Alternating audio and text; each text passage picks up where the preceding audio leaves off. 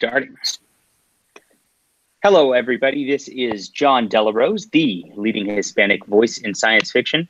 I have a roundtable of guests from space opera and military science fiction coming at you today like I've never seen before in the history of YouTube. This is exciting stuff that is a once-in-a-lifetime opportunity for people to hang out with some great authors. First up, I have Yakov Merkin, who is the leading Israeli voice in science fiction, as I recall. Is that correct? Yeah, definitely the leading Israeli soldier voice. Probably Israeli too. I'll go. I don't know of any other Israeli science fiction authors, so I think. Yeah, I don't either. So it's safe to say.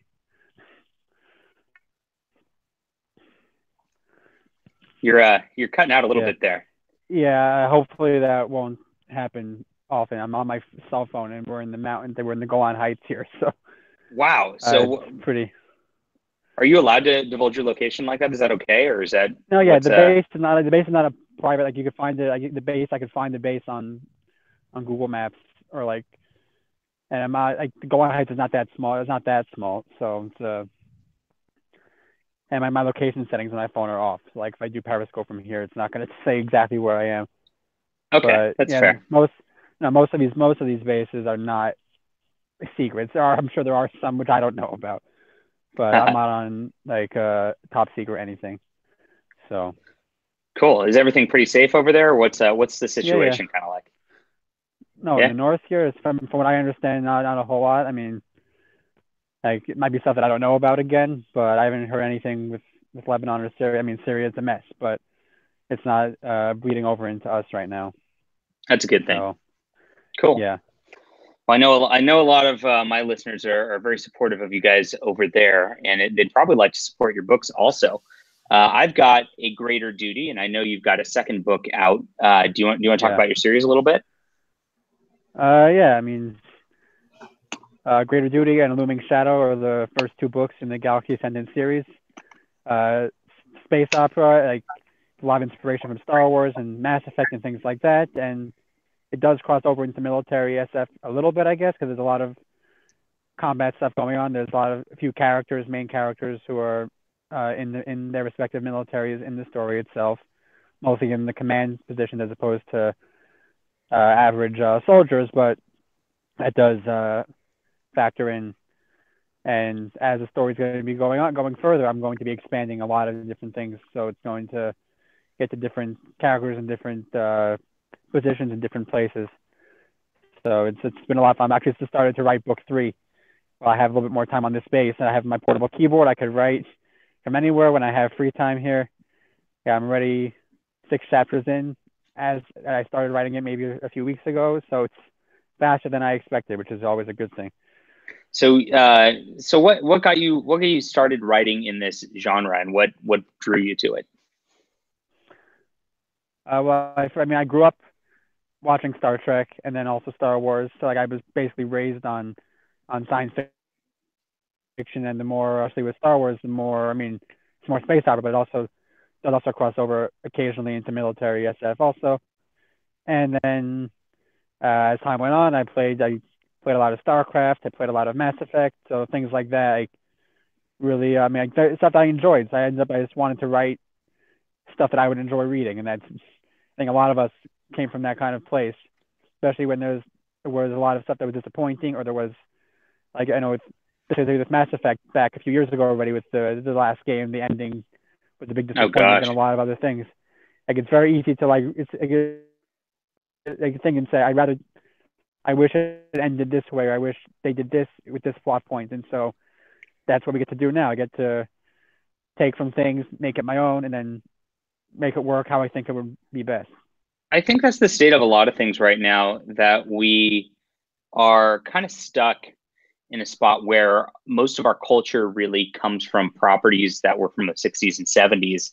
And the boomers really kept that going in like the collectible market for a long time, and then kind of overexposed it. And then they all kind of were like, well, we got to use these brands. We got to use these brands. I know the story's over, but we need more. We need more after Return of the Jedi, even though it's completely done at that point. And they kept pushing, and they kept pushing, they kept pushing. And then eventually people kind of got in charge of all these properties that didn't actually love the properties, didn't understand the properties, didn't understand the fan bases of the properties. And we're seeing that across the board, from Star Wars to video games to Marvel. And I think that's why we're seeing such a resurgence in like the indie military SF realm, because we all care about these properties a lot. But you know, we're at a point where we can make these sort of things our own and better, in my opinion, also. Yeah, and with Star Wars, the irony is they also waited too long, because now they waited when they started the new trilogy. They waited too long to actually do the Zahn trilogy, the Thrawn trilogy, and so they had to do something different by necessity because the actors were too old. And then we see where that's gotten us at this point. Yeah, it's you know, frankly, just looking at Carrie Fisher and Harrison Ford in the new Star Wars movies, even just that by itself, it's almost embarrassing to watch them, because they're so frail, and it's such a point where they really can't do these sort of action roles, and yet they're forced into it anyway. It's very upsetting. And they're just starting to film Indiana Jones 5 now, so that's going to be another disaster. Another disaster. Yeah. So I'm hoping we can get our little crew kind of big enough that we'll be able to cross over into film at some point. But it seems like, I don't know. It seems like, I don't know if it's just movies are done wrong. And I know Richard Fox will chime in on this when I got him in a few minutes here. But because he actually got his start in scripting, which actually is why his pacing is so good in his books. But I think that I've noticed that like every science fiction film that like sort of comes out, like Valerian or John Carter or Ender's Game, it kind of fails. And yeah, I mean, all of them have their weak points to them as films, but they're all much better than any of the Star Wars films that have come out, or Star Trek films that have come out in the last several years. Why do you think the audience hasn't translated so far to that sort of thing? Part of it is the execution, for sure. I know like the Valerian response is very, very mixed, and there's like a lot of like creativity in that movie, but then the leads didn't connect with most people. Like I didn't care for the lead characters at all, so then there's not much to connect with. And then also it just, I guess part of the problem also is that Star Wars and Star Trek to a lesser extent are so well known that it's possible that people also look at a lot of these more standalone science fiction or space opera movies, and then they think, oh, it's another rip-off of this, even though it's not, even though Star Wars really ripped off the original Valerian comics. And so people don't see it for that reason, or just bad marketing. I know, like, I don't remember the John Carter movie getting a lot of marketing. I mean, it was like not a terrible movie. I didn't mind it, but it was just like very average, and then they didn't promote it enough and didn't get anywhere. And I guess there's enough failures that people just don't trust these non-big name brand sci-fi space opera movies anymore. Like, it was also the big disaster with Jupiter Ascending. Oh yeah, that was so bad. Like big concept. That was like I guess a gigantic mess, like another hot mess of a movie where like it looks very pretty, but that's all it has, and that's like, otherwise it was terrible. Yeah, I'm wondering if it's like, you know, somebody just mentioned it's the storytelling, so maybe it's just the fact that they just have the wrong people in there at this point, that they can't tell a good story. It's certainly starting to look like it. Yeah, a combination of wrong people and then also studio interference, I'm sure, and it is all combined in just the wrong way to never work. So what's next for you? So you're writing as fast as you can. Are you sticking with this series for a while? Are you going to do just one series, or are you branching out, or what's up? I'm branching out of necessity, kind of. I had an epic fantasy first and like a shorter series, and what I'm working on right now that was already finished and edited, and then working on the cover with my artist right now. So I'm planning to release that book in the summer, because I want to try and minimize the amount of downtime between releases. Like I have to limit it to a certain point because of lack of time now, but I'm trying to get that out in the summer, and then I'll see how much I get done on the next book in the Galaxy Ascendant series, and then see how soon I can get that out. Obviously, I'm not expecting to get it out until probably another, at least a year from now, or maybe not until I finish my service here. But if it happens faster, that's even better. And also I'm working on short fiction both because I'm trying to work on it myself to just get better at it, and also as little short stories set in my main, like in the same universe of my main stories that I could use to kind of bridge the gap and hopefully keep some readers interested. I mean, I'm still trying to grow a mailing list. That takes a while also, so that's another thing that is attached to. I just finished releasing to my mailing list subscribers the last part in a 5-part serialized space opera story that I started writing back when I first drafted in December, and ended up being a 20,000 word story that I released in 5 parts, and it was a lot of fun to write. And I'm working on another one with another story that's going to be after that already, like being planned. So I'm the assembly line is never stopping here. It's always something is always in motion, even if there's not much time to work on it. Cool. Well, awesome. That sounds like a lot of fun. I've got A Greater Duty and the sequel, so I definitely appreciate what you're doing, and I hope that you definitely have a lot of success here in the coming year. So, how long are you on your how long do you have to do your duty for? Are you is this you got? I know everybody has to do like a 1-year stint over there. Are you going to stay beyond that? Have you stayed beyond that, or what's your deal? No, it's different. I'm in a weird position because I moved here, so it's different. People who were born here have to serve a little bit longer. Also, I'm old. Like I'm 20. I mean, old for the Army. I'm 27, so I didn't actually have to serve at all. But I decided that I wanted to for a couple of different reasons, and so I'm technically a volunteer. I mean, volunteer just means that I didn't need to serve. Once I'm in the Army, I have the same status, and there's nothing different between me and any other soldier now, aside from that I'm several years older than them. So I have to. My minimum service length is 1.5 years, and then it depends. I might sign more, I might not. I mean, as of now, I'm not planning to, but if I end up switching to a combat unit, which is what I want to do, then I will probably need to sign at least another few months. But that's a few steps down the road. For now, I'll be on this base for at least the next few months, and I'll be in service total for 1.5 years at least. Wow. So well, that's some pretty exciting stuff over there. Cool. Yeah. It's been a very interesting and rewarding experience. Like, it's one of these decisions that you could definitely see yourself regretting theoretically, but so far for me, despite several frustrations in some areas and some difficult days, etc., like I've only been more happy with the decision as time has gone on. So I mean, that might change. I don't know, but hopefully it won't, because I like how it feels at this point, and hopefully it'll only get better. All right, everybody. That's Yakov Merkin, the leading Israeli voice in science fiction. Go check him out. Check out his books on Amazon, and find him on Twitter because he's a good guy. So thanks for checking in. Yeah. As my first guest here, this goes pretty fast actually. We started a couple minutes late, but we did pretty good. So I'll let you get back to your base there, and I appreciate you coming on. Yeah, I have to go to sleep now. It's just about midnight here, so. Yeah, thanks for coming on for so late over there. Yeah, thanks. Hopefully I'll catch the rest of the stream on the VOD. So appreciate it. Talk to you soon. All right. Yeah, have fun. Next up, we have a man who needs no introduction. We have Richard Fox, the Dragon Award winner of the Iron Dragoons, who actually has a camera. He was telling me he might not, and of the Ember War saga, of which I get to be a part of now, which I'm very excited about. Thank you for having me on that, Richard. Well, thank you for the hard work, and congratulations on the Stars Entwined. I hope you have an excellent launch for the rest of the day. Cool.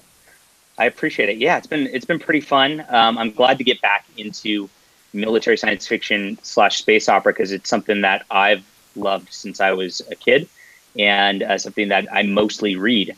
So I know most of my fan base kind of came from that sort of deal. How did you? Now you started in a completely different genre. Is that correct?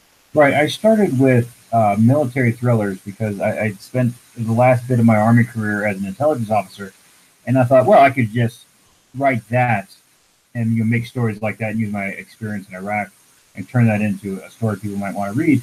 And I was wrong, because people who read military thrillers read a certain kind. They're not there for realism. They want that that escapism that is military thrillers. And the only thing I was writing was about a step removed from reality, enough removed that I wouldn't have to use the weapon. So yeah, And so you were trying the John Clancy route, and eventually military science fiction kind of hit for you. Right. It was, the Tom Clancy route didn't work for me. I tried military history with a novel about the Red Baron, and then I was talking to another writer who said, "Oh, why don't you try a different genre?" And that light bulb goes off because I had watched, I loved Star Wars since before I could walk, and like, well, why don't I try to write something along that line? And then I got the Ember War, and the readers have enjoyed that much more than my military thriller. Yeah, it's been very fun adapting that into comic form. It's a lot of action, thankfully, and I've noted, and that seems to be the hallmark of the genre. Is everybody's kind of just waiting for those intense actions of humans versus aliens, or some cool tech sort of manipulating battlefronts, and that you seem to implement that pretty well. Do you think your sort of realistic experience helped with that, or is it? Well, for me, I think most of my I got my best start from just knowing pacing, and I did a lot of research into writing screenplays when I first got interested in writing. That's what I was going to write first, and then I figured you can't make any money doing that. And if you've got to tell your story in 90 to 120 pages, you have to be very tight with your pacing. And you don't have a lot of wiggle room. Either you have a script that's 200 pages, no one will read it. But if you can neck that down to 120, then it might get read. It probably won't, but it might. You have a chance if you at 120. So for what I was doing with the Ember War, it was just I always had this thought of the pacing being important. And when I sat down to write, I thought, okay, I'm just going to do a Michael Bay book or Michael Bay movie in space with marginally better dialogue. So nice. you had to have the pew pew and you had to have the explosions, but then you also have to have it has to flow well enough. And Michael Bay, with the exception of his recent outings, he understands storytelling and pacing very well, and he's an excellent filmmaker. I think he needs more credit than he's getting, with the exception of the last Transformers movie. We should just not talk about it. Just pretend just pretend it didn't exist. Yeah, it seems like there is a creative point in Hollywood where it's like people tend to like have this little like window where they've got greatness, and then I don't know what happens, but it's just never the same again. Do you think it's part of the industry that does that to people, or what do you think happens there? Yeah, success can ruin people, because after a while, when if you're in Hollywood and like Michael Bay, I think his third or fourth Transformers movie, I don't remember which one it was the most profitable movie of that year. I think it's 2014. That was the Moon one, right? Yeah, 2014. Yeah. He had the most profitable movie in Hollywood. No one can touch him. He there's no success greater than being profitable in Hollywood, and he did. So when you get something like that, all of a sudden it's like, oh, I think I've got it, and then all of a sudden you start believing that everything you do is perfect, and then you you don't step back and say, well, is this still a good decision? It was like there's if you look at the for George Lucas for Episode 1 of Star Wars, he was all excited about Jar Jar, and you see this the making of featurettes. And everyone around him is kind of like Jar Jar, yay, and they're just like, well, it's George Lucas, let him do it. And he's brilliant. No one will say this is stupid. And then after the movie comes out, Lucas realizes Jar Jar is stupid, and he looks at all the. Why didn't you say Jar Jar was stupid? And everyone's in the office is like, I don't know. It looked good at the time. You thought it was a good idea, didn't you, sir? Mr. Lucas, you liked it. I would still rather have Jar Jar than Admiral Purple Hair or whatever her name is. One thing about these new movies, they make the prequels look brilliant in comparison. It's crazy. I never thought I would find an appreciation for them, but something about Disney's just soulless wanderings has actually made me do that. Yeah, it's like right now, I don't mind showing my kids Star Wars, episodes 1 through 6 and Rogue One.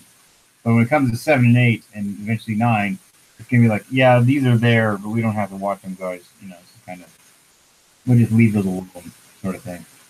Yeah, 7 almost got there, and not this novel that I'm out with today. I have trouble keeping on one novel talking about because I'm writing like 15 of them. I'm sure you've got the same issues. Yeah. But yeah, I thought, well, this is like the Finn story of like this guy who like really gets like the severe trauma, and then kind of defects from his unit is really it's a compelling start, and then they did nothing with the character whatsoever. So I like that. Episode 7, Finn is the hero because Finn is the one who's driving the plot. He's the one who's making all the decisions. Rey is at one point literally carried from scene to scene. She's just, she's like a log with a ribbon around it. That's just the thing people look at. But Finn, he was the one who's like, no, we got to go do this, and I'm going to go rescue her, and I'm going to change this and do that. And Rey is just kind of like, that's the forest, I don't know, and just like that. Yeah, it was a weird dynamic, and then they just took him out of the plot completely. So it's like, okay. So I thought there was a lot of potential there for a real interesting story, which will be coming in a couple months for the people watching. So what have you got? So you've got the Ember War now is 9 books plus a side series. Plus there are 3 spin-off series. I may have gone too far. There is the main spin-off series is for the Terran Armor Corps, which starts with Iron Dragoons, and that's the book that won the Dragon Award for Best Military Science Fiction Novel. And the 3rd book is out for that. And the 3rd book in that series just came out on Audible today, and people are really excited about that. And the 4th book in that series will be out at the end of next month. And then there's the Terran Space Marines, which is kind of a side. It's a parallel plot with Terran Armor Corps. And the 1st book is out for that. The 2nd book will be out next month. And then there's Terra Nova, which is still in the same universe as Ember War, but actually takes place in a different galaxy, so the stories don't overlap. But it's cool. A lot of the same characters get carried over into this new series. Well, that's cool. That's a nice way to do things, I think, for the audience, because they get to see familiar characters, and then it doesn't get as stale for you because you get to do different things, right? Right. I mean, when I did Terra Nova, I went in with the intention of like, I'm going to change up the whole way the physics work. Because in the Ember War, you can't go faster than the speed of light. You can't have warp travel. So we go to Terra Nova, and that technology is available. That changes up everything. Yeah. Cool. Well, I've not gotten to Terra Nova yet. I'll have to. So hopefully this comic will be such a success that I'll be forced to do all these books with you. That'll be the goal here, right? Yeah. The more Ember War on the shelves across the world, the happier I'll be. Yeah. Good. Cool. So so the two of us have been adapting his book into comics, and some people might be interested in the process of that, since it's this is not done very often. I know David Weber's series got a comic adaptation a few years back, didn't really make a big splash. Who else has got Jack Vance's Lost Fleet has a comic adaptation that unfortunately is not very good. Marco Clue, I believe also. Oh, does he? Yeah, his I forgot the name of the title. It's Fields of Fire, I think it is. Oh, interesting. Yeah, I didn't know that. Yeah, so this doesn't happen very often, which is kind of fun. But I started in comic scripting, which is kind of similar to the Hollywood sort of film scripting in a sense. I was very happy with the way that Ember War was plotted out, because I saw immediately that, this breaks down perfectly into 5 issues or 5 acts, as it is. It kind of like a teaser, and then like the 3 main acts, and then sort of like the end. So yeah, it was great that you did that intentionally, because it breaks down into comics much more easily, and hopefully will eventually break down into a film much more easily. You want to talk about that a little bit? Yeah, I would love for the Ember War to be made into a film, and it's the way I look at it now is the best option would be Netflix or Amazon to pick it up and put it into a live action series, or even anime. I would be quite happy if it's anime too. But like for the look at the Ember Wars is 9 books. It could be 9 movies, and trying to sell a studio on like you need to do 9 movies, which means you need to have an actor who's going to say, I'm going to be Ken Hale for 9 whole movies, and not have much of a career otherwise. And it's the same kind of problem you run into with Game of Thrones. Is they want to film all this stuff, but these actors also want to go have other careers. So, right. But for anime, You just draw the same guy. You can change the voice even. People might not even notice. Yeah. Yeah, it's true. Animated is really a good option, but you know, it seems like Western properties really still haven't caught on to that extent. But you know, there could be a groundbreaking situation involved, right? No, I think you know, one of these studios is going to look around and say, "Hey, let's make this into a show and just have it binge worthy." Yeah, people will love it. And like the way things are now with Amazon and Netflix and Hulu, the age of the miniseries could come back. I mean, there's like if you reach way back to Shogun, Shogun was like this 6 hour event on TV that you couldn't put in one night because no one was going to put it from the TV for 6 hours. So you had to break it up, and then you missed it, and then you're just lost the next time it came on. So with the binge watching now, it's like if you say, let's make Shogun, let's redo Shogun, and you put that on Netflix, and okay, you know, it's 8 hours of film that people can watch whenever, and then you just come back to it as needed. So I like that too. It's different, and you know, binge reading is now happening, and I think you've been a benefit of that with how fast the future is there really much a way to make it without creating a binge product in any sort of culture at this point? You can still sell a single book. I mean, you look at Brandon Sanderson; he sells, 140,000 word books. I mean, you can still do that, but when people find something they like, invariably they want more of it. So when people get through the Ember War, they're like, "Oh, this was good. I really enjoyed this. Oh, good. There's another book." And then there's another book, and I kind of like it to, we as creators, we have to, make our own theme park. Now, hold on, stay with me here. This metaphor is going to go crazy. So, I have the Ember War, and I get a reader in, and like, here, get on the Ember War ride. It's 9 episodes of 9 books of a roller coaster that goes around, and then at the end, you're like, oh, this is great, and they get off the Ember War roller coaster and say, here's the Terra Nova, Ferris wheel, and then people go get in the Terra Nova Ferris wheel and go, oh, that was great. What else you got? Here's the Iron Dragoon water slide. Oh, and then people come in, they enjoy themselves, and I take them from reading event to reading event to reading event, and at the end, I hope that they go and tell their friends how much they enjoyed it. Yeah, it seems like the way to go now, which is pretty fun, and it kind of it provides a blueprint for the way things are going. I've definitely got. Unfortunately, I started out doing kind of the opposite because I was trying to get traditionally published, and so I wrote several books and of all different so that they wouldn't tie in, and in hopes that somebody would pick up one of them. And now I'm releasing all of those, and it's like, oh, where's your sequel for the other one? Mm-hmm. It's like, well, that'll be coming. So I'm definitely gonna kind of follow the path a little bit of writing sequels for the next year at least, if the Space Force thing doesn't distract me too much. But yeah, I encourage everyone to go to YouTube and look for Earl Nightingale's story about the Field of Diamonds. And there's this great story in there about how, I'll just summarize it real quick. There's a guy in the Midwest, and he finds out that his neighbor found a bunch of diamonds in his field. And he decides he wants to go find his diamonds. So he sells his farm. And then he travels all across the country looking for, he goes digging all over the place to find diamonds, never does it. And then comes to find out that his field that he sold was chock full of diamonds. He never even looked. And the kind of the moral of this story is once you found a niche that,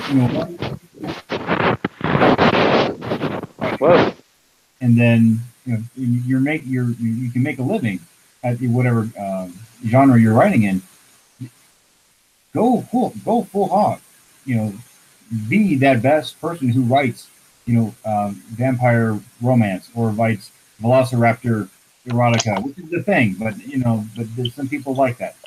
So I mean, if that's where you found your niche, just, keep digging in that field of diamonds. And when you feel that urge to go, well, I'm really great at military science fiction, I better go do romance. No, back up, okay? That audience is going to follow you. And I joke all the time about how I want to write 800-page books about Napoleon's marshals. And, I could do that and spend 3 years writing it and sell 50 copies and start. So, right now, it's like I really enjoy writing military science fiction. I'll keep doing that. And then maybe someday, I'll write books about Davout and Kellerman and all those other guys. Cool. Well, thanks for dropping by. Everybody pick up Richard's books because they're great. And now we're going to have Robert Kroese drop in here. I see your face. I see my face too. Wait. Enjoy. Thank you.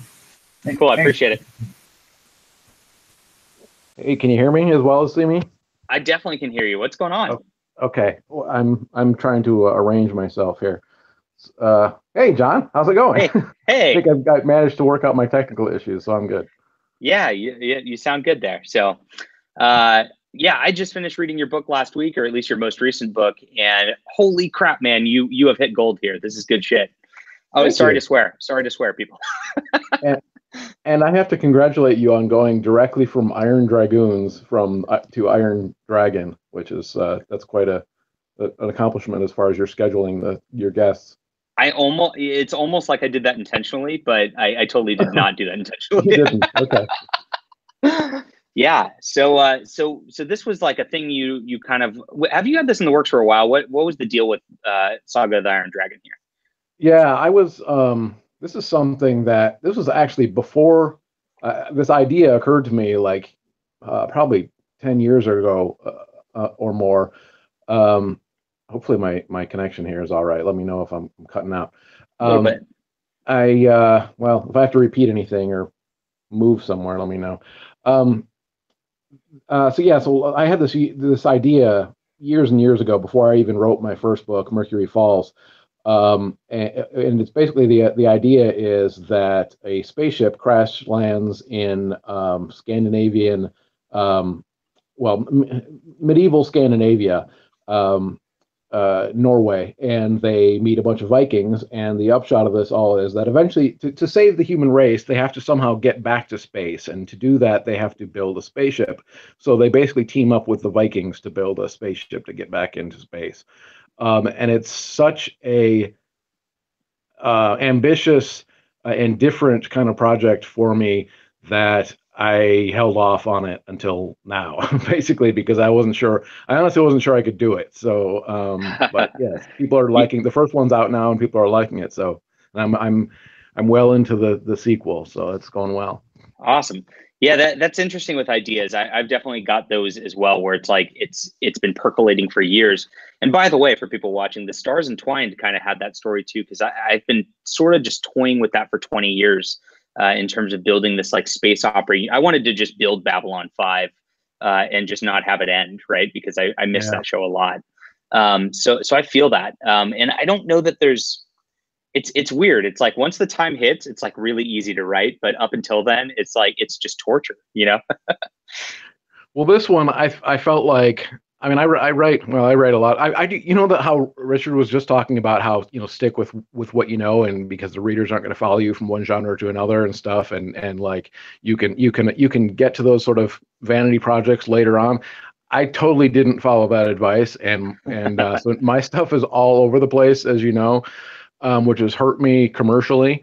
I've had some, you know, pretty good successes and other stuff that just it doesn't sell, and because I write mostly, you know, somewhere in the sci-fi genre, but it's all over the place. And this one in particular was a big departure for me because it's because tonally, most of my stuff I have it's rather humorous, satirical, sarcastic. I rarely play it straight as far as telling a narrative, and then also just the technical details that were necessary historically and scientifically and technologically to get to tell this story was a big challenge to pull off. So it was a big challenge. Yeah, I mentioned that in my review because I wasn't sure what to expect coming from your humor. I was like, okay, is this going to be a joke? It sounds like it almost could be a joke because it's right. That's the thing. Vikings in space. Right, Vikings in space. It sounds like a joke, right? It's like it could be funny, but I was like, no, I want to do this like dead serious, like you know. And there are moments where the characters are like, okay, this is ridiculous. We're teaming up with the Vikings to build a spaceship. But you almost have to do that, sort of, you know, hang a lampshade on it and say, okay, we know we're in a ridiculous scenario, but we're going to go with it, kind of thing. So other than a few moments of humor here and there, it's dead serious. I mean, these people are stuck 1,300 years in the past, and they have to build a spaceship to get back into space. And they face, there's no magic shortcuts. It's very much like, somebody described it as being a little bit like The Martian, where a lot of people probably have seen that book, or seen the movie or read that book, where he's stuck in this terrible situation on Mars, and he has to basically somehow survive. And it's not quite to that level of detail, but there's a lot of that. And I know I know it was a little bit too much detail at points for you, and I knew it was got to be for some people, because I deal very seriously with like the scientific challenges and technical challenges. And so it's like, okay, we need to build some, guns. It's like, well, how do you build a gun if you don't have, if you have to start from scratch with the iron and a forge and all this stuff. And so, there's technical problems like that that are, and a lot of things that are unexpectedly difficult to do when you're in the Middle Ages and you don't have access to modern technology. So yeah, that's something with science fiction. It's like you've almost got like two choices, and they both like, they both have their benefits and drawbacks. Like you can go kind of like in the kind of the direction and Richard and I like to go, which is pacing first, and you lose a lot of the details and not a nice in it. There's geeks are never happy, right? So right. you can either get that, or you can really explain something and really put a lot of thought into it, and a lot of people will applaud that and go, yes, that's great. Because this is very well thought out science, but then you'll get people like me who go, it's not paced as good. And right. So there's almost no win in science fiction. Yeah. And then there's all the world building and characterization and stuff that you have to do too. So it's very tricky with science fiction, even more so than fantasy, because you have to explain, because there's also the future technology that these people are using. There's right. hyperspace gates and all that, modern, super futuristic weaponry. But then you have to sort of set the stage with that.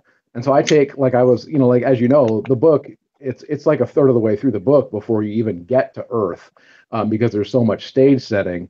But hopefully the narrative is strong enough that you follow these characters through, so that it feels real, like they really are in the future dealing with this war where humanity is being extinguished, and then they get thrown back into the past about a third of the way through the book, and then they have to fight through all these challenges of being in the Middle Ages. And so so it's definitely, I mean, if you read my other stuff, most of my other stuff is very much very, very fast paced and very light, and it moves quickly, and pacing is much more important. With this book, it was like, okay, we need to solve this technical problem, and then it kind of the action kind of stops for 10 pages while they try to solve the problem. So if you like that sort of serious, dealing with technological and scientific issues, then it's a good book for you. But some people might end up skimming a little. It is, and the story worked overall big time. I'm already talking this up as like, this is my book of 2018 that I think's the best. Except the stars entwined, of course, guys. Well, yeah, obviously. But I try not, when I'm trying to come up with like what's my best favorite book this year, I try to not put in those categories. Objective about that, obviously. But good stuff. It's interesting. Like it's almost like if you didn't go into the past part, you almost have a military science fiction start for a lot of the way that like I would say, like, Richard Fox's obviously goes in that direction with like Earth is kind of destroyed and aliens are attacking us and we're trying to survive. And I think a lot of books are kind of in that realm now. So you kind of started there and almost went in that direction with it, and then kind of went otherwise. Yeah. Now, are you purposefully moving more military science fiction direction, you think, or is that just because of this story? I really, that wasn't the intention originally. I really thought originally that it was going to be like a few chapters at the beginning, like 3 chapters where I establish, okay, this is where these people are, and this is who they are and what the struggle they're facing. And I realized that to cover all the stuff that I needed to have what they're doing make sense, it needed to be a lot longer. Like when I was first writing this book, I was like, I'm like, I'm 20,000 words into it. The Vikings haven't shown up yet. That's kind of a problem. But the book, is fairly long, so that they do end up showing up. But yeah, so that wasn't really my intention originally. But yeah, now I almost feel like I have this whole future world worked out in addition that I could go back to at some point. And yeah, we'll see once I resolve the main conflict of these. This is a 3-book series, and we'll see. There's definitely more material there I could go back to, both on the historical and on the future side of things. And you actually went to Scandinavia last year. Was this in research for this, to where you were trying to get locations and all that, correct? Yeah, I went to a couple of places. I took this trip to Europe for a variety of reasons. One of which was I got some dental work done in Romania, which is a whole other story. But I went to Iceland for a few days, which was cool. I went all around and kind of toured the Icelandic countryside, which is really neat because a lot of this book takes place in Iceland. And then also I went to I went all over Europe, but then I also went to Normandy and went to, which is something that if you've never been to Normandy, if you've ever been to like Omaha Beach and all that stuff, it's amazing. It's really cool for like military history fans and stuff. It's a really neat place to go. And so yeah, I went to Normandy, and so of course Normandy has all this history with the Vikings, the Normans, and the Norman conquest and all this kind of stuff, in addition to all the World War II stuff. And so that was that was really cool. So that was part of my Kickstarter research opportunity. I raised a little bit of money, and I said I'm going to actually go and see some of these places. And so that's where. So that a lot of the book takes place in Normandy, and then the later books are going to take place in Iceland. That's awesome. And all over Europe, because they're trying to build a spaceship, so they got to go to. Right now, they're in Constantinople and Tunisia, and in the sequel, they're all over the place in Paris because they're trying to get resources and recruit engineers and all kinds of stuff. So cool. Yeah, it's been a lot of fun, and I definitely hope your series just keeps going in the success that this has had. Appreciate you coming by and talking. Yeah, thanks for having me on. I appreciate it. I don't know if I don't know what time it is. Is our time up? Am I seating the? We've got about a minute left. So okay. So if you want to tell people like San Dimas High School football rules or something, then perfectly valid. Yeah, I don't know. I don't have anything really to say. But this book is Dream of the Iron Dragon is the one that's out now, and then I'm working on the sequel, which is Dawn of the Iron Dragon, and then the Voyage of the Iron Dragon is going to be out later this year. And I got a whole bunch of other books. If you look me up on Amazon, Robert Kroese, Kroese, and this kind of runs the gamut from sort of Douglas Adams-ish humorous sci-fi to Philip Dick type stuff and everything in between. So. Awesome. Yeah, thanks for stopping by. I appreciate you coming, and yeah, have a great day. Thanks for having me on, John. You are the hardest working man in sci-fi. I think you're always up to something. So I try to keep my name out there, and that's I think that's as important as keeping books out there. So indeed, you have more energy than I do. I just hide in a cave and write, but you're always out talking to people and stirring things up. So it's very cool. I appreciate it. All right. I'll talk to you later. Cheers. Next up on the broadcast, we have superstar military science fiction writer CJ Carella. Now, can I call you by your first name, or do you like to go by CJ on this, or how's this work? CJ is fine. Okay, cool. We'll go by CJ. How you doing? Okay, great to finally meet you face to face. So likewise, we talk a lot on Facebook, and have since I kind of showed up on the scene, and then it took me a long time to get to the Warp Marine Corps.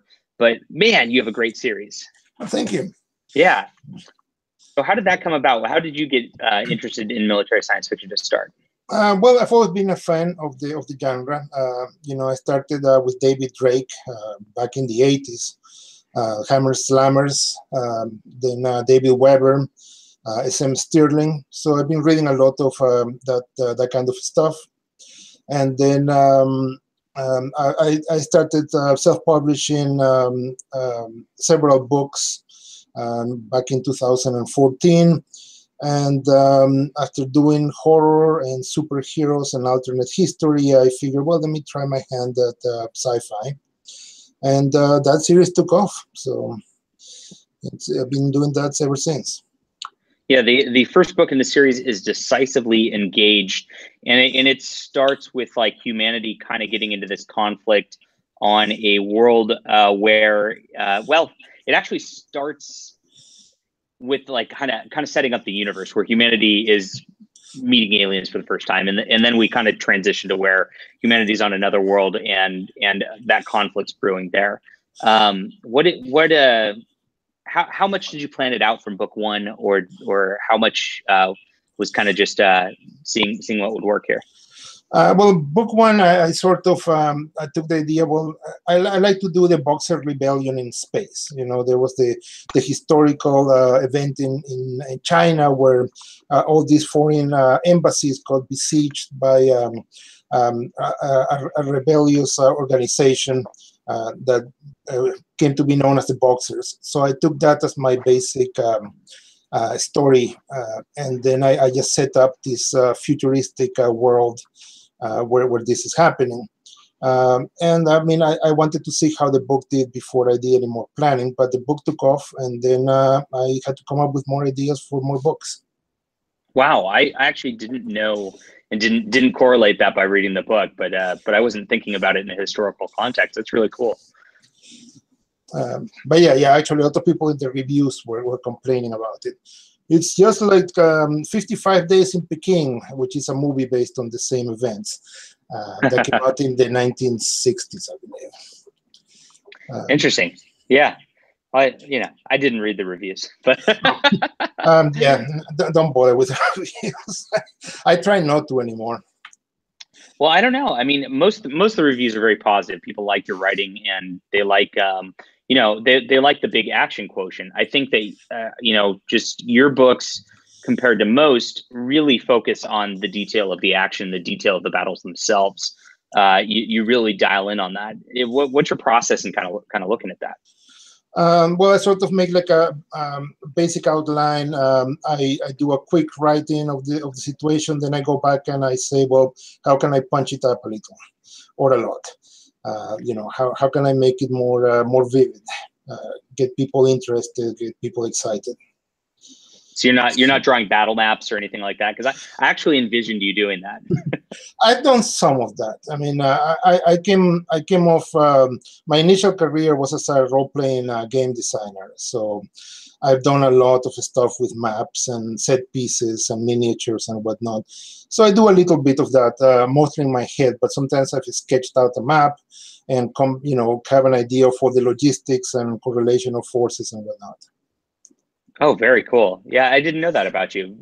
Are there any games that are kind of famous that you've worked on, or? Yeah, well, I mean, I don't know if they're famous, but I mean, I did do a lot of books for Palladium Books, the Rifts fantasy game. And I also got to write the Buffy the Vampire Slayer official role-playing game. Oh, that's really cool. Yeah, this is we got a question on here. This is CJ Carella, who is listed fourth down on the list here. Buffy the Vampire Slayer. That's a cool thing to get hooked up with. Oh yeah, that was a lot of fun. I was a big fan of the show, and I got to basically the studio sent us the DVD collection of the entire series. So I got to watch every episode like 5 times each, and it was a lot of fun. Yeah. Cool. So what portions of the RPGs were you most in for? Were you kind of like freelance writing, or did you do a lot of the mechanics at all, or where'd you go with that? Yeah, I did a bit of everything. I wrote a lot of supplements for Steve Jackson games, for Palladium Books. Then I launched my own series of role-playing games with Eden Studios. And I mean, it was good. It was a living for a while. And then it wasn't. Role-playing was never like you're never going to get rich from writing role-playing games. unless you design the next Magic the Gathering. Yeah, that's true. It's tough out there, and I think the landscape's really changed for role playing. I've always been big into role playing. My sort of books often have had their start from role playing ideas I've had, and the Stars Entwined is one of those. It doesn't now run like an RPG because I've changed it a lot. But yeah, it's been a thing. I ran a game at LibertyCon last year. Oh, okay. I was looking over and I saw somebody's name tag, and it was Steve Jackson, as you mentioned. And I didn't know it was that. I'm like, well, that's a common name. And and later on, somebody's like, yeah, that's Steve Jackson. I was like, oh wow, I wish I would have talked to him more. Yeah, he's a great guy. I've only met him a couple of times, but yeah, he's always been very, very kind. Cool. But yeah, so what kind of games do you enjoy playing? My favorite game was always Legend of the Five Rings. Have you ever played that one? Oh, no, I've heard of it. I know it's a favorite for a lot of people. I know Larry Correa loves that. Yeah. So, yeah. Yeah, Larry's big into it too, and he's been painting some really awesome miniatures to go with that. It's kind of hard for me to find groups these days with it. I'm a big weeb, so I don't know. But yeah, if you're not into like the samurai anime sort of thing, it's not going to really appeal to that many people. What are you into? What's your? I play a whole variety of things: fantasy, urban fantasy, that kind of stuff. I'm actually. You're not a World of Darkness guy, are you? No, I like the ideas. I found the actual execution to be extremely pretentious. I agree. No offense to any readers or viewers who are World of Darkness people. I know a lot of people run some great games with it, but it's not for me. But one thing I found is I'm doing a lot of gaming via Skype now, which allows me to play with people from. Right now, I'm running a game that has a player in Florida and two local players. So doing it via Skype helps get people that you wouldn't get otherwise. Yeah, it's true. That's kind of changed gaming a lot in a good way, I think. And I like that Roll20 app. Have you ever tried that before? No, I've heard of it, but I haven't tried it. Does it work well? Yeah, I used it for I've ran crazy games. So I've ran like I ran an L5R game that had 150 players in it.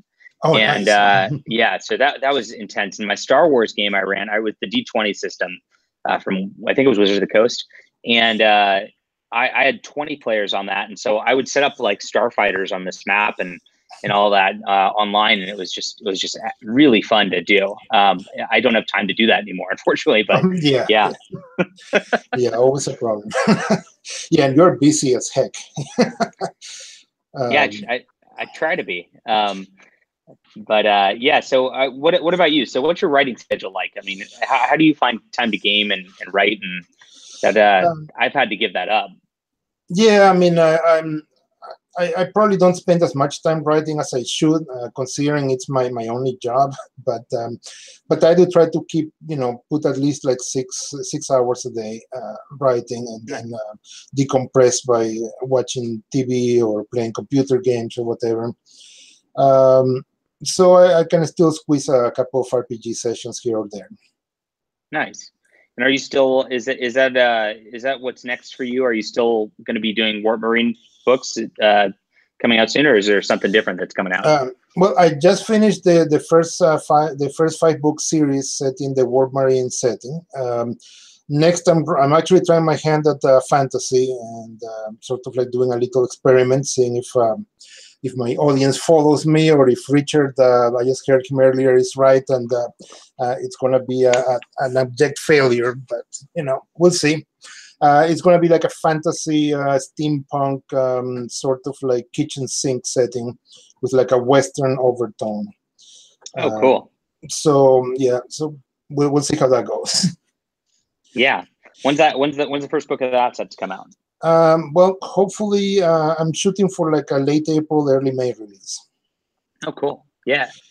I'll definitely be checking that out. Oh, cool. And then you just came out with a short story collection, The Land of God and Monsters. Is that part of that setting or something different? Well, one of the stories is related to the setting I'm working on, and another one is part of the same universe, but it's in a completely different location. So, but there is a taste of what's to come in that collection. Yeah, it's been interesting. Like I've kind of watched. I've done a bit with short stories. I just edited the Mars anthology for Superversive Press, and I just find it's harder to get people invested in short stories, even in collections and even with some big names attached to it, than it is to get people invested in series. Why do you? And you'd think that almost the whole series concept would translate into like short stories that are more serialized, especially with people's attention spans these days. You'd think that'd be a big thing, but it hasn't caught on that way so much. Why do you think that is? Yeah, I mean, I'm not exactly sure why, but yeah, I found out every short story and short story collection I've released sells maybe like 1/10 to 1/100th of what a novel does.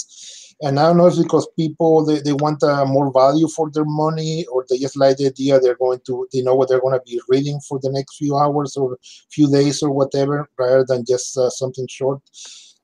I'm not sure, but yeah, there doesn't seem to be a lot of a big audience for short stories.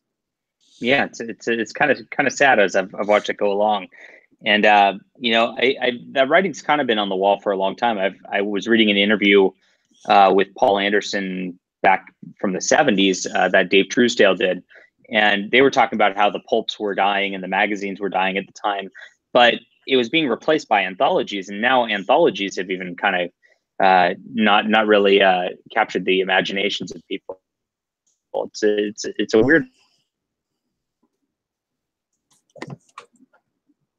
Or you might have froze up. Oh yeah, yeah. Okay, there we go.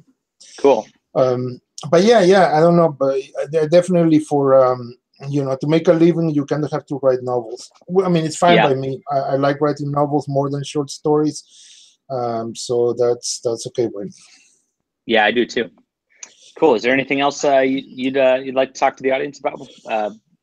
Something. Well, I mean, let's talk about you, Jon. Geez. What are you doing after Stars Entwined, which by the way was a very fun and entertaining book? Oh yeah, you actually read it. I forgot. Yes, I got to write a blurb for it. Yeah, I appreciate that. Yeah, that should be up on Amazon now. I've been trying to get it up there. It's been I think I saw it when I clicked your link, and it looked like it's selling well. Yeah. So congratulations. Yeah, I appreciate that. Yeah, and thank you for reading. Yeah, it was fun to write this. This has been kind of my baby that I've wanted to get out forever. And as I was saying before, I'm kind of in a spot now where I have a lot of book ones that are finished. So unfortunately, I'm not going to be able to get that nice little series spiral for a while. But I'm doing sequels now. I'm trying to just knock out, like for Steam and Country, into a trilogy. So that then I can probably get to the Stars Entwined and then do book 2 and 3 at the same time for that. And then maybe my next series, I'll do book 2 and 3 at the same time for that. So nice. I've got too many series. I'm sorry for everybody who wants one series, but you know what? It is what it is at this point, and I think all of them have some good value. And then of course Alt Hero, which I'm still waiting on my co-writer for. Yeah. So when do I get a comic book contract from Alt Hero? I mean, from Castelia House. Who do I have to kill? Well, if you have an artist and you have a comic, you can definitely send it to them. But they don't hook writers up with artists. Oh, okay. That's the thing about the comic industry is there's a lot of people who want to write comic scripts, but most of the work for comic books is done in on the art side, and so hiring artists and all that. Well, if a lot of people, like if I was looking at publishing a comic, for example, it's like, well, I'd just do my story and pay the artist myself. And that's kind of how most small publishing houses work. You kind of got to have the team already set up and ready to go in order to get something done there. So it's a different business. Yeah. I mean, I've only looked at comics from the outside, so yeah, I don't have a lot of inside info. Although from the looks of it, if Marvel keeps collapsing the way it is, I think there's going to be a lot of artists looking for work in the near future. Yeah, I think we're at a point where things are going to be changing big time in the comic book industry. We've got, Marvel and DC. I mean, they've kind of reached the end of what they, of the stories that can be told in those sort of settings. Hold on.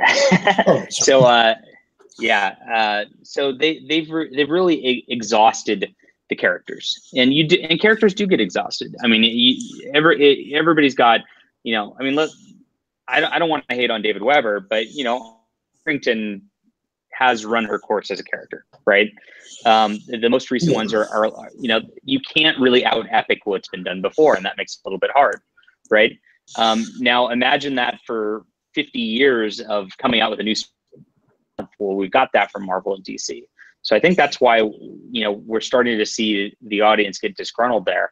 And comics really, there's nothing to fill the vacuum. So comics is kind of going wide. And it'll be interesting to see how these next few years shape up. I hope it turns out a lot more like Europe does, because Europe's comics, I don't know if you follow European comics at all, but, they produce some high quality stuff. And it's much more like artist and writer centric than it is character centric, which I appreciate.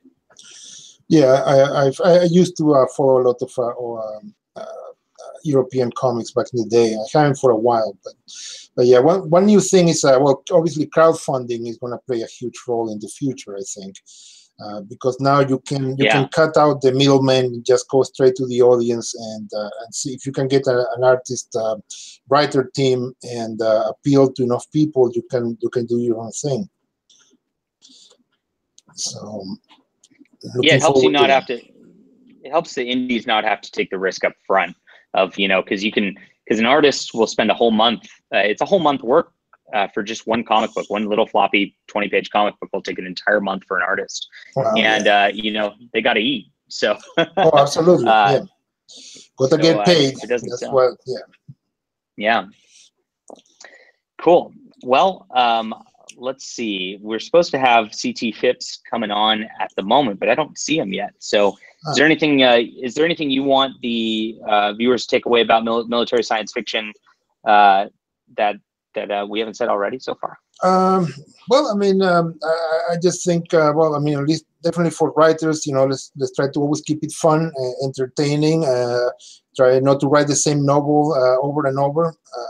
I think a lot of, most of the new people I've seen in military science fiction are do try to keep producing original content. So definitely check out the new names. Yeah, somebody mentioned Star Realms. And that's part of my book one issue here. So Star Realms was a one book contract with them for me. I do not own the rights for that, and they do not seem to want a sequel from me. So I'm at their mercy right there. Write them if you want to see more of it. That's all I could do. So that's why I'm launching my own space opera universe, because now I can control it. Now it's mine, and I'll be able to come out with content forever on this. That's right, and that's, man. So that's the difference between working for. Well, you've done work for hire, working for like Buffy the Vampire Slayer RPGs absolutely. And all that. Yeah. You just have no control over it, and once it's out of print, it's out of print, and it's kind of sad in a lot of ways. Well, it really is. I mean, it's like, you're singing for your supper, but you have. I mean, even if it takes off, you're only gonna get whatever the contract says you're gonna get, and usually you're getting much less than you're getting in royalties, at least on a book by book basis. Obviously, if you only sell 50 copies, you don't make any money. But nowadays, it's really the best time to be on your own, producing your own stuff. Either a small press or going full indie, it's the best time to do it. Yeah, I agree. I've been having fun with this so far, and 10 years ago, I don't think I would have been able to get published by anybody. I mean, it just wouldn't happen. And I certainly still am not able to get published by anybody outside of the small indies. But it's not the quality of the work. I mean, they don't seem to care about quality over those big houses. They just seem to have a very defined niche product, and they're not really interested in expanding. It's a very weird business over there. Well, they're definitely not trying to make money, I don't think, because I keep seeing indies outsell established writers. I mean, by huge numbers, and they don't get that maybe they're not catering to the right audience. I think they're trying to satisfy an audience that doesn't exist. An audience they'll criticize stuff on Twitter, but they're not going to buy your books. It doesn't matter how much you kowtow to them; they're not going to buy your books. That's the interesting thing. I'm pretty sure every author on this broadcast makes a better living than people who are traditionally published for the most part. I mean, obviously there's the superstars, but it's a very different it's a different model, and it seems to be working. Yeah, I like it the way it is, and I wouldn't be a mid-lister for a traditional publisher for any reasons at this point. Yeah. Well, I've got my 4 o'clock who's just shown up, but I guess C.T. Phipps, Charles Phipps, who is a writer of Lucifer Star, and he has a superhero. Gosh, what's a superhero book that's very popular? I don't remember it, but his military science fiction is Lucifer Star, and he is having technical difficulties. So, do you know Cedar Sanderson? Cedar Sanderson is actually on the chat right now. Yeah, I believe we're Facebook friends, if nothing else, and I do follow cool. here and the people at the Mad Genius blog. Yeah, Peter, how you doing? Good. How are you? Good. We can kind of carry you guys over extra in since we're having technical difficulties here, and maybe adjust some things depending on what's going on. I can hear you fine. Okay, good. So I'm happy to join you. You are, is it Tanager's fledglings? Pronounce that. Tanager's fledglings? Yeah. Yeah. So that seems to be that seemed to have struck a chord with a lot of people last year, and it seems to be doing pretty well. I think so. It's something I'd wanted to write for a long time, and I've been enjoying the fact that it keeps getting compared to Andre Norton's work. Ooh, that's awesome. It cool. is. Yeah. I wanted to write what I call a small story. So he's not out saving the universe or saving the galaxy. He's just trying to make a living and deal with an unhousebroken puppy in a spaceship. Nice. And you're one of those authors who really likes to try out different things genre-wise, correct? Yes. Yeah. I get to experiment all over the place because I'm independent. So now is that working for you? Do you like doing that because it keeps things fresh artistically for you, or what or are you trying to hone in like a lot of other people are doing? Well, I never intended to write fantasy. I wound up writing fantasy because I wrote something for my daughter. And then I wrote something for my first reader that turned into a very popular fantasy trilogy. So my intention all along was to write science fiction, and I finally did get around to it in Tanager's Fledglings. Cool. Awesome. So you've been working on science fiction for a long time.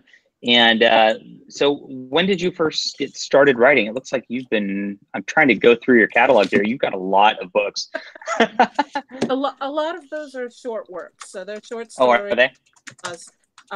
I have 7 full-length novels on Amazon. And I've been writing and publishing since 2011.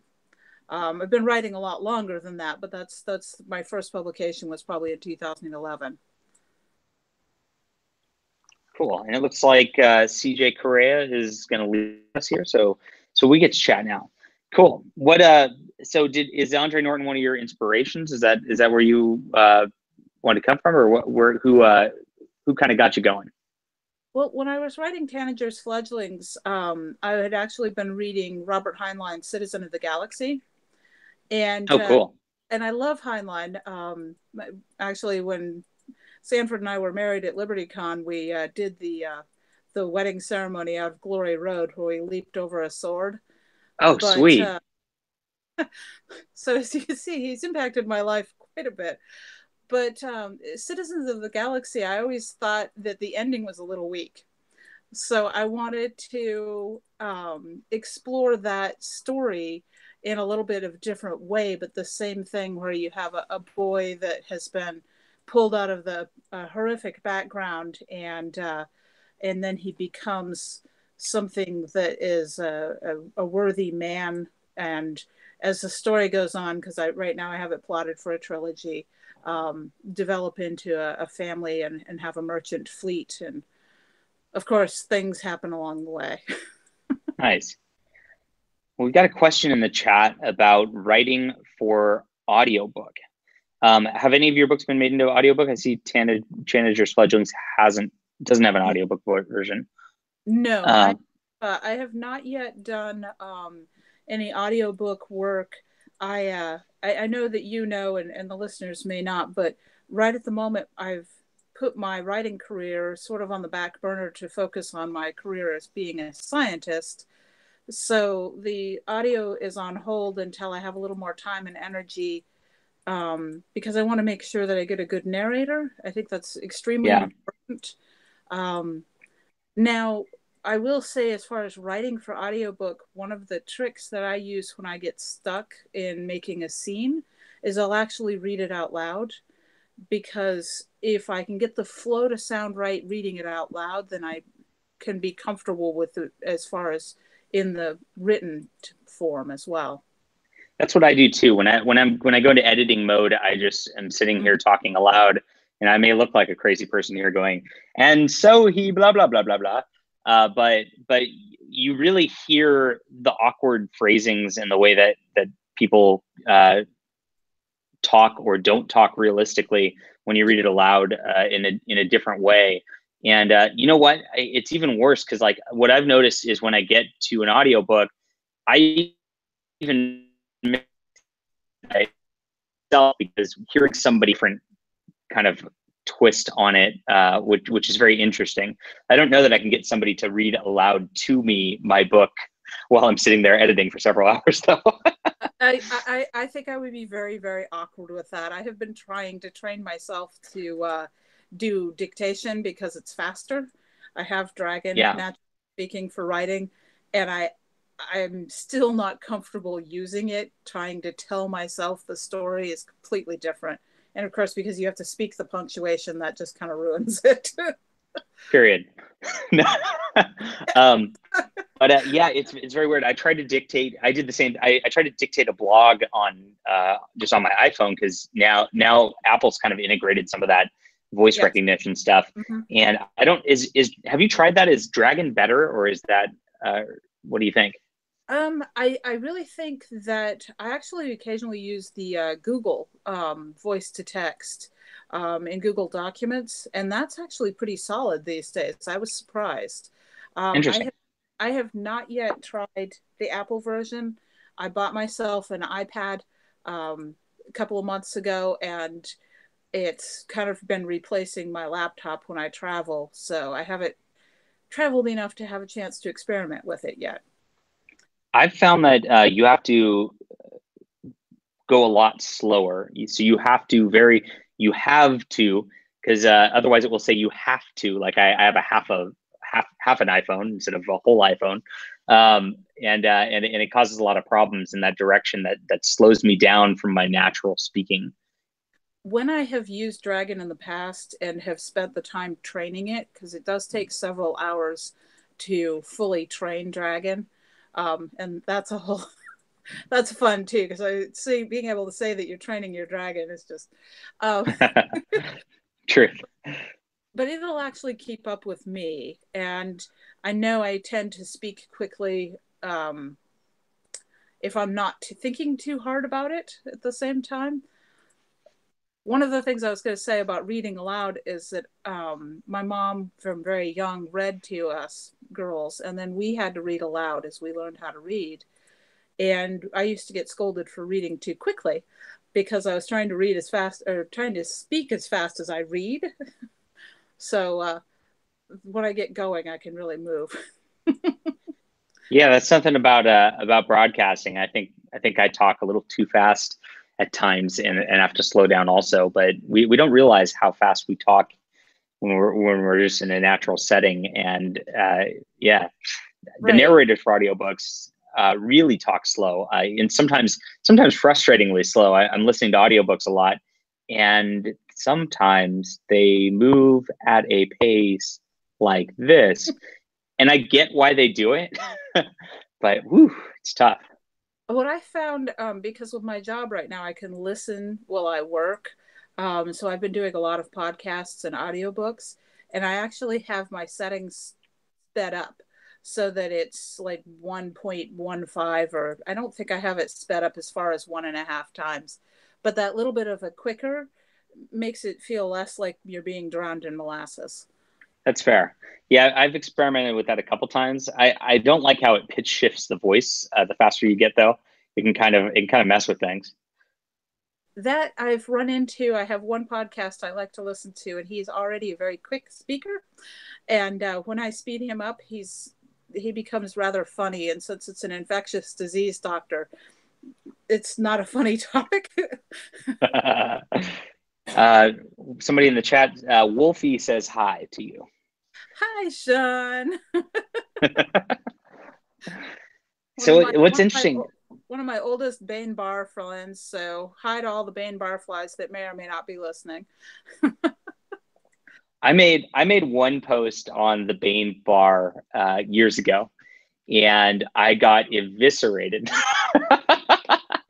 And it was interesting. I went to a seminar where Tony Weisskopf was talking, and they and she said, basically, you know, if you're writing a space opera or military science fiction or something, and you don't define your alien's background like with like a real like scientific, if we're talking like Klingons or Romulans, where there are people walking around talking that you can interact with like they're human, though, if you don't define those kind of aliens and don't define their evolutionary structure and how we all evolve together, it's not something easily, you might as well not include those type of characters in the book. And I kind of panicked at that point, because I'm like, oh my gosh, I just want to write Star Trek type of stories, and this makes it very difficult. And I wrote a question on the Bane Bar, which was like, I've noticed like a lot, and then I started like getting confirmation bias with it, because I looked at Lois Bujold's books, and it's just, well, these are just people who spread out across the galaxy. And a lot of books are very similar to that. And same with David Weber's, I think. He's got his cats and all that. But yeah, as far as like sentient people, they are humans that spread out and kind of form their own cultures and things like that. And so I asked a question. I'm like, well, what do you do, and how is this the way that space opera is going? Because I want Babylon 5, where I've got the Minbari and the Narn, and these are cool cultures that I love. And a few of my favorite authors eviscerated me at the time. They're like, I do this in my books. What are you talking about? Well, one of the things that I absolutely loved, and this was before I knew Dave Freer personally, and he later went on to become one of my mentors, was in Rats, Bats, and Vats. One of his aliens is based very much on a biological thing. It's based on sea urchins. And I figured that out while I was reading it, and I was going, this guy is cool. Sweet. And then I later got to know him, and yeah, he's still cool. Yeah, he's a great guy. I'm glad I got to know him also. Yeah, it's interesting. And I think, I don't know, I think the way I heard it from Tony might have been a little stronger than she was intending on saying it at the time. And I think, I use in the Stars Entwined, I definitely use aliens who are humanoid and close to that. And I'm noticing a lot of indies in recent years, like, Mark Wandrey or CJ Carella, who was just on, use aliens in that capacity. I need to get to your books. I actually don't know enough about it to know whether. There is an alien in Jade Star, which is the prequel to Tanager's Fledgling. And cool. Jade was born out of a conversation with Sarah Hoyt and others talking about grannies going on quests. So it starts out with a very old woman, and she encounters an alien that is based on biofilms. And cool. So that's my evolutionary basis for that one, because I had just recently been studying biofilms and quorum sensing, and there's some really cool science there, but it doesn't really come through in the story because that's not what the story is about. So Awesome. while I have that background, I think that aliens we use, not so much that you want to go dive into the evolution behind it, unless that's what the story's about, because it's more about the plot that you're trying to write. Yeah, I've gone to a point now where I think that you only want to define as much technology or evolution or whatever as serves the story. And I mean, back to Heinlein, a lot of his weaknesses were, he'd stop the story for 20 pages while he explains this scientific concept, and that he did it very well. But it's like, he also did a lot of very terse, just kind of drop it in there and then walk on. And there's depends on his mood. David Weber is actually the one that I find myself skipping huge chunks because I'm not that interested in the orbital dynamics of missile flight. I feel you. I love you, David Weber, if you're watching, though. I adore him as a person. He's the most wonderful man, and his wife is adorable. But his books, I still read them. I just have to skip chunks. And there's enough space in there to skip chunks. Yeah, for sure. All right. I've got CT Phipps on now, who you kind of went backwards with. Thank you for coming on early and talking a bit early, by the way. But we've got his technical difficulties fixed, so we'll try to squeeze him in here now. Absolutely. That's all right. Thanks for coming, Cedar, and nice to talk to you in person. And yes, definitely check out her series. I'm getting tongue-tied here. Tanager's Fledglings is the first book, and that'll be a trilogy soon. Thank you very much, John. Have a good night. Sure thing. Cheers. What's up, CT Phipps, author of Lucifer's Star and so many different subgenres of books and so many different. I was just trying to talk about earlier when I couldn't bring the name. That's the one you're most famous for and has done fantastic for your career. How are you tonight? Oh, fine, thank you there. It's just one of the ironies of being a science fiction author that whenever I touch a computer, it tends to explode. I was doing the same thing. I was scrambling, and that's why we're on a take two version of this because the first one, Google wouldn't give me that little green bar where it says start broadcast. No. So I was panicking for a long while there. Oh, yeah. Well, unfortunately, I was trying to get in touch with you to see if we could do a test because I had the sneaking suspicion that I was totally improperly set up for this. But thank you for being patient and letting me on here at the tail end. You were smart for wanting to do a test, and unfortunately, the way I formatted this is not conducive towards technical problems whatsoever. But I met you because I saw your book cover for Lucifer's Star, and I saw this laser sword on it, and I was like, that is the coolest thing I've ever seen in my whole life, and I want more laser swords in my life. And then I bought your book, and then I read your book, and then we kind of started talking from there. So what got you into in writing in military science fiction and pushing your career in that direction?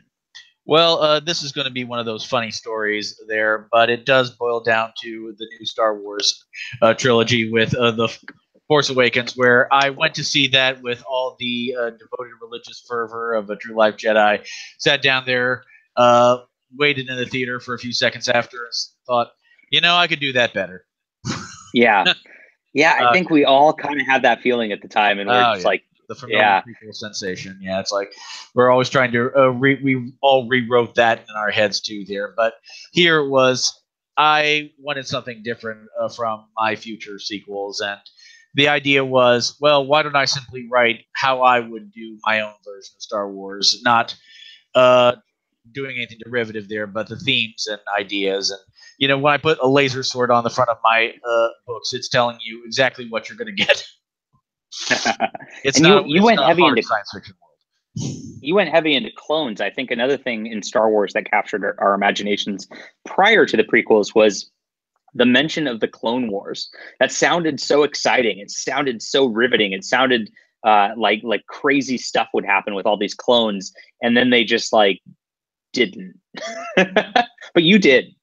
Well, I think we all thought, well, wouldn't the Jedi be fighting the evil clone army rather than leading it? So that was something that definitely occurred to me when I was watching the prequels. But in my book, someone described it in a review as combining Blade Runner with Star Wars, and that's not entirely untrue. I also threw in a bit of Firefly. The idea of Lucifer's Star was, so what happened to all the Imperials after the fall of the Empire? And the idea of all these people thought they were the good guy, and now after the war is over, they find the rest of the galaxy hates and loathes them. And how do they rebuild their lives? And there's also the subplot of, in this world, there is huge amounts of robotic labor, but it's done from the perspective of what I call bioroids, which are more like Blade Runner replicants. And you, of course, have the runaways in that. Yeah, that was interesting. And you kind of crossed it. I would say, I don't know. This is an interesting topic to talk about right here, because a lot of people who define military SF and talk about military SF talk about sort of a Joe Space Marine book, and it's very much a battle of Marines or a battle of a fleet or something, and it's very specific and it's got a military feel to it. And then a lot of people talk about space opera as this is like this strange sort of crazy thing that's like a epic galactic proportions. Now, you in your book kind of rode that line between the two of them, even though technically it's the same genre, really. And I do the same thing in my work, where I wanted more of like I wanted more of like a personal epicness to it than just a battle. So where do you think one genre ends and the other begins, or does it even matter? Well, I'm a big, huge fan of Space Marines, whether they're fighting aliens or the Master Chief or Samus Aran. And I love also. I grew up on Star Wars expanded universe with things like Michael Stackpole's X-Wing novels and things like where you combine essentially Top Gun with Star Wars. And the idea I had was the difference between space opera and military science fiction really just boils down to where exactly is the protagonist taking the view of war. In space opera, it's usually this big, grandiose epic about the small group of heroes who change everything, while in military science fiction, you're more like the Starship Troopers cog in the machine and seeing it from that perspective, even though you can't have one guy blow up a giant space station by himself. With Lucifer's Star, I had the idea of very much tackling the themes of war and moral ambiguity and the consequences of this big, huge epic, but from the perspective of the guy who lost the war. And he's still trained as a soldier. He's a great pilot, and we get to all these Babylon 5-esque encounters where they're shooting it up like they used to. But he's not some superhuman that will throw the thermal exhaust port explosion down there, because that's just not how the world works. The war is already over, and the encounters is just how to survive in the post-war world. Someone said that most people do World War II in space when they adapt these kind of real-life conflicts, and I kind of did more like the aftermath of World War I in space. Yeah, you definitely did, and that was a cool, different take on things that I really appreciated. All right. Well, sorry to cut you short. Nice to meet you in person finally, after talking online for a long time. Thank you. But our technical difficulties are resolved finally in time, and we've got Amy J. Murphy up next, who was a Dragon Award nominee along with me last year. The, I guess, second Dragon Award nominee to appear tonight. Her Dragon Award finalist book was Allies and Enemies: The Fallen, Book 1. How you doing, Amy? I'm great. Can you hear me okay? Yeah, you're coming in. Cool. Yeah, it's been a day full of weird technical difficulties, but this format is kind of bizarre, having one person show up after another rather than do kind of a roundtable like usual. But I want to do something different. Oh, cool. So how are things? How are your books going? I don't know you at all. Tell me about yourself. Okay. So I am an indie author, and I don't know. I don't know how many other indie authors are also on your round table, not panel today. So I've been writing and making up stories basically my entire life, and it's only very recently, within the past 5 or 6 years, that I actually started independently publishing them. Yeah, and to a lot of accolades. So you've your first book, was it? So is this your first book you ever came out with, or was it? Have you come out with books before that and they've kind of cycled out, or what's? I mean, do you want to know the whole messy truth? Let's do the story. Yeah. The whole messy truth is this: my book, Allies and Enemies Fallen, let's call it that, started out as a book I was working on for about well over 10 years, and it was like one of those kind of, personal passion things. You work on it a little bit here and there, and I'd edit it and stuff. And the whole time I was thinking, perhaps at some point when I figured things out, I would try the traditional publishing route where you get an agent, you get through the whole wait in line for rejection thing. And then what happened is that I read an article about Hugh Howley and when he produced Wool. Yep. And he, he was, I think, what was it, Wattpad or whatever, he was publishing through that as a forum. And I wasn't even aware of this. And then I got all this information about how, people are basically publishing their own stuff and the name of the game at the time is Amazon and Amazon Kindle. And I said, well, if this dude can do this circumvent the whole, rejection process, because I just wanted to say I wrote a book. That's basically what I wanted to share this story. And the story I'd been writing for 10 years ended up being 3 different books, actually, because it was a massive manuscript. You work on something for 10 years, it would be like a really huge book. And so I got a Kickstarter campaign to raise funds for an editor, because some friends that I know that actually do publish books, their advice was, whatever you do, if you're going to do this, you should pay for a really good editor. Oh wow, you even did Kickstarter for it. So I did Kickstarter, yeah. And this was like 2013, 2014. I did a Kickstarter campaign to raise the funds to pay for an editor. It's like, to raise the funds to pay the editor, to publish the book, and yeah. It was a long process, and my whole thought the whole time, and actually it's kind of my philosophy of anything, it's like, I guess I'll just try this. It's not like someone's gonna send a squad of death troopers to my house if I screw up or anything. I don't know. I've been talking to some authors lately. I don't know what you know. The worst that can happen is embarrassment, and I basically embarrass myself in public once a day, so we'll just get it done in a more efficient format this way, electronically. Nice. And so and one thing led to another, and I got my editor, and my editor is lovely, and I've been with the same person since, and I've been able to produce the sequels to it as well. So my first book, Allies and Enemies Fallen, was the first book in the series, was published in 2015, and I got a Dragon Award nomination for that in 2016.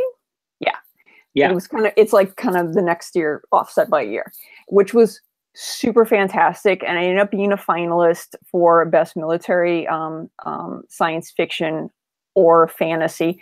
And I learned that there's such a thing as military fantasy.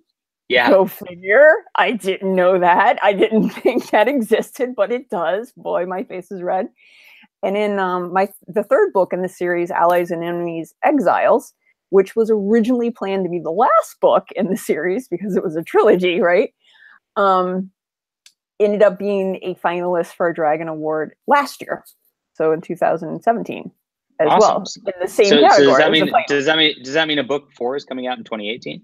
That is the plan, if real life doesn't interfere, that is the plan. It's taking a little bit longer than I would like, but yeah. Yeah, but I had a very similar story. So the Stars Entwine that I'm coming out with today, that I'm doing this for, same sort of thing. I started writing it like 17, 18 years ago. I just kind of piecemealed it together. It took me 10 years to finish the first draft, and I wasn't super serious about it for a long time. Finished it, redid it, and then I started getting somewhat popular in indie science fiction after my other book, Military Science Fiction, came out and got a Dragon Award nomination. And so I was like, okay, I'm going to go back and rewrite this from scratch and make it work, because then I get to have the space opera series that I always wanted. And so I've got the same sort of journey through this, except for I didn't do the Kickstarter. And now I'm wondering, because between you, Robert Kroese, who was on earlier, he's been what he does is he kickstarts every trilogy that he does. Ooh. And he does it in a way that, like, you know, he uses it almost as marketing, but it also pays for all the art and all that up front. And then he goes on Amazon and does a regular release with it. And he's like, I get 2 release dates, basically. It's great. That's pretty cool, because then you have a built-in, you've got a built-in fan base that are like, oh, I like your other stuff. I'll kick in a few bucks here to help you along the way too. So, and you've already gotten, as you said, you short-circuited that whole marketing aspect. So you don't even have to reinvent the wheel, that's a great idea. I like that. It's kind of interesting, but then I've also heard horror stories that, like, on Kickstarter for authors, like nobody goes at it. So it's you know, I don't know. But especially once you've had fan base, maybe Kickstarter can be a nice little marketing tool in addition to everything else. Yeah, you seldom hear stories about Kickstarters anymore. Everybody, the things that you hear about these days that are passed along in social media are like GoFundMe this, and I don't know if, you know, because I think of Kickstarter as more of like the outlet for creative things. You know, if somebody's going to make a new board game or something with an artistic expression to it, some sort of a coloring book or something like that. And then the GoFundMe tends to be more, in my head, it seems to be more of the charitable kind of institutions, you know? Yeah. Yeah. So what, I've not checked out your story yet. I'm going to. But okay. A lot of people haven't. Don't worry about it. I was like, I've got like half the Dragon Awards from last year on here. I might as well ask everybody else. And I'm glad I did. Great. So what's the sort of premise of your book? The premise of my book. So the elevator pitch. So think of it as Farscape meets Black Hawk Down. Oh, cool. With more kick-assery females in it. I guess that's the way I think of book 1 in the series. There's that whole element to it. And Erin Soong is a pretty kick-assery female, though. She's a huge inspiration, you know, and it's kind of funny because I'm going over the narration for the audiobook for book 1, and I'm going through the edits for my producer. And in my head, I'm going, boy, this would have been no disservice to the person that's my narrator, but it's like, boy, I wonder how much it would have cost her to have Claudia Black do this. Oh my gosh. My buddy, he had a very funny sort of gosh, what do I want to call it? It was humorous science fiction, and same sort of deal. It was really good, and it was a lot of Star Trek references to it. And so he's like, well, maybe I can see if Will Wheaton will do it. And then he asked Will Wheaton, and Will Wheaton told him, yeah, I'll do it, $10,000. And that was the end of that. Hey, at least he said yes, right? And yeah, that's right. A Kickstarter right there. You just, hey, who wants to hear Will Wheaton read my book? Chuck in some money into the pot here. I think a lot of people don't realize that like people, especially people who are in like arts, in working and things like that, are a lot more approachable than you might realize. Like, I mean, I get a lot of people messaging me going, I'm sorry to bug you. It's like, don't bug me. I mean, I'm happy. You bought and read my book. I'm stoked to talk to you. I should be paying you. Right? I can't, you know, it's just me, you know, it's like, sure. Okay. Are you sure you got the right Amy Murphy? It's a pretty common name, you know? Yeah. So cool. anyway, yeah, my elevator pitch would be like, that's how I think of book one. And book two, it would have to be more like, there are a lot more elements of like a Mad Max, Fury Road sort of thing to it. But I write books that have, kick-ass female, heroes and characters in it. And there's it was really funny because I got a review from the 7 Days, which is a local newspaper here, and there was plenty of kick-assery, and I'm like, I'm going to put that on a T-shirt. I like that. Yeah, it's a great blurb. Cool. Yeah. Awesome. Well, I don't know that I have more questions for you because I don't know you very well, so it's a little hard. I don't know. Do you have anything else you want to tell the people watching? You know what's really funny to me is, all right, so if you were to ask someone, and it's like, well, do you think Firefly is military science fiction? No, of course you would say it's at the very most it's space cowboys or it's space opera, right? And if like Farscape itself, we were talking about that, would you consider that military sci-fi? I think it falls more into a space opera sort of thing. Yeah, right. And, those are huge influences for me. I've always enjoyed that. And when I found myself in this category of military science fiction, it was a surprise to me because I didn't really think about it that way. But if you're from the perspective of the reader who doesn't know all the influences I have in this, it makes sense then, because there's a lot of military speak, there's a lot of tactics, there's a lot of the things that you would see in a military science fiction novel. And at the heart of it, there's a story involved that's not necessarily, if you took it out of that environment, it's not necessarily going to be military science fiction. It was just always a surprise to me. Oh yeah, I guess it would be military science fiction. To me, I think of it as characters that had been soldiers and now they're living a life differently, but that's always going to be a part of them as well. I just, not that I'm rejecting the category of being in military science fiction, it's just a vague surprise. I'm like, oh yes, that's right, it would be military science fiction in that regard. I always kind of view it as a different perspective. It's very interesting to me. I've again, same sort of background in this. Yeah. I always considered everything I did space opera. And what's interesting is I started talking to people kind of at the generation before us. Space opera used to be a dirty word. Like people would mock space opera as this is not serious science fiction. Yeah. And that's what they meant by that. And so I was pitching my ideas as I'm writing a space opera. And Todd McCaffrey, Anne McCaffrey's son, came up to me and was like, "John, you need to stop saying space opera." And I'm like, "Why?" It's offensive. Yeah, it's like you don't want to brand yourself as that. You want to be military science fiction. I'm like, for real? I've got a military in my book, but it's really more character oriented and different. And yeah, and it's like it is two separate things, sorta. But really the lines blur a lot. And back to Firefly, I mean, and Firefly started with like a background of a military conflict in the past, and now they're ex-military. So it right. did have that bleed over also. And it defines their lives.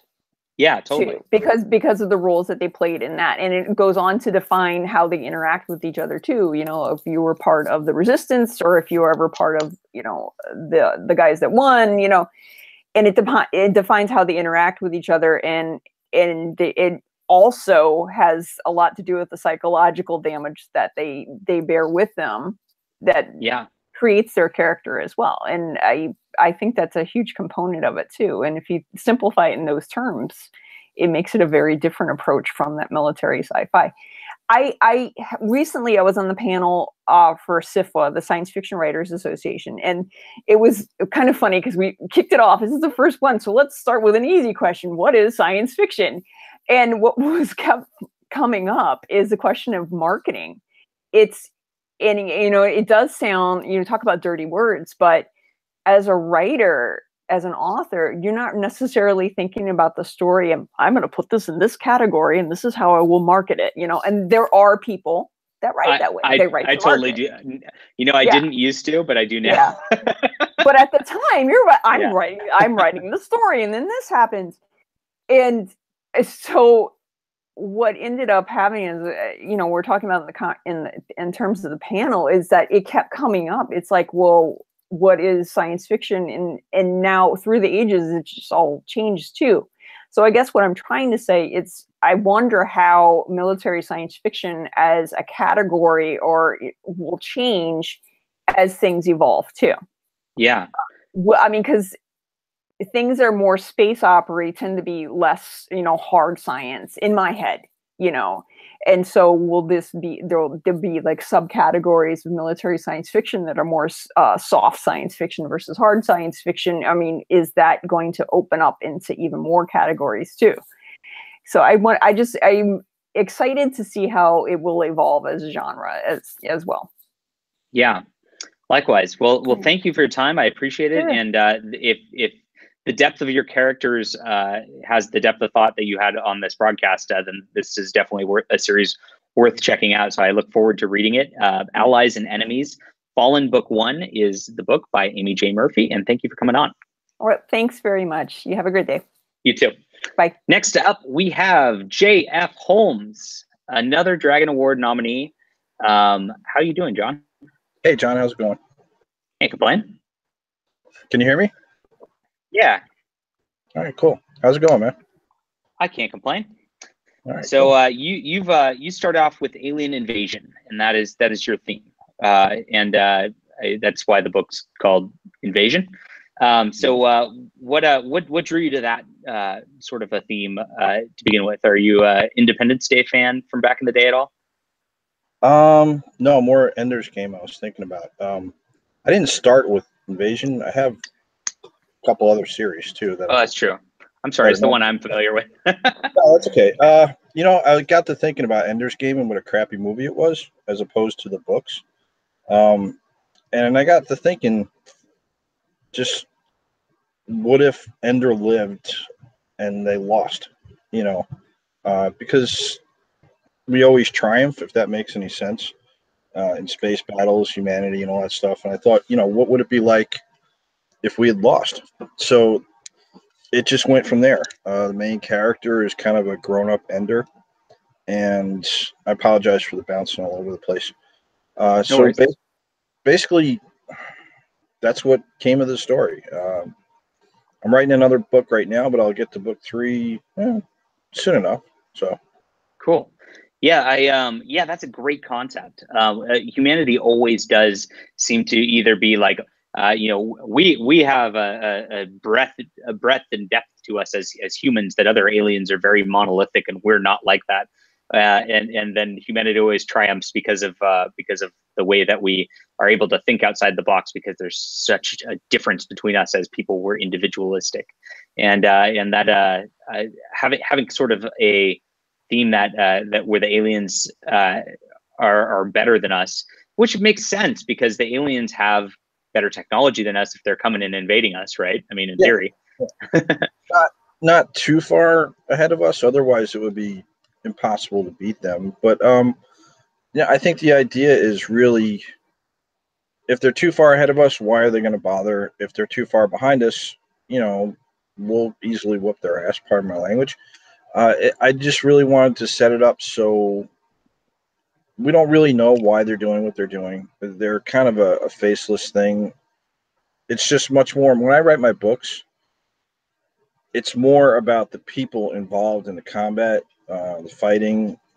It's not about the aliens or anything like that. The stories that I tell are about the people in combat, whether it's my irregular scout team series or Invasion, or I just had another space opera, which was an older book that, like you, I sat down and rewrote it because I have gotten a lot better since then. You're talking about Under a Different Sun, right? Yeah.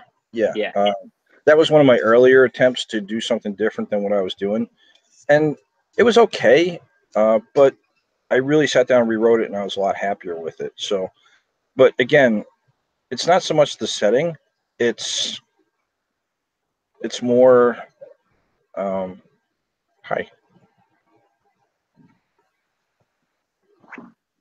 Oh boy. Okay. Sorry. That was my cover model from my very first book. Nice.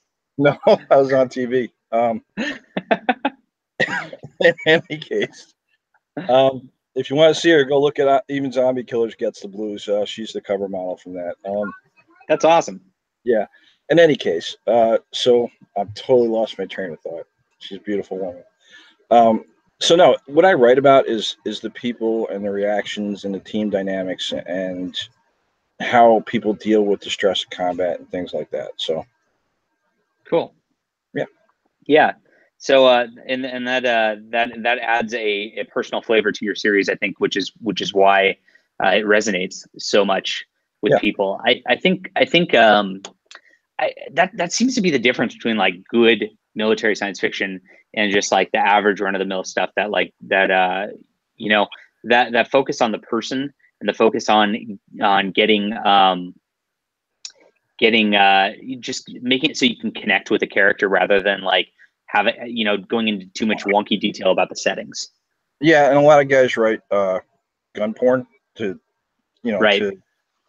That's a huge turnoff to me. Not that I'm not into guns, but when you go 3 pages at length detailing how somebody basically built this super AR-15, then you're going to lose your reader. You really are. So.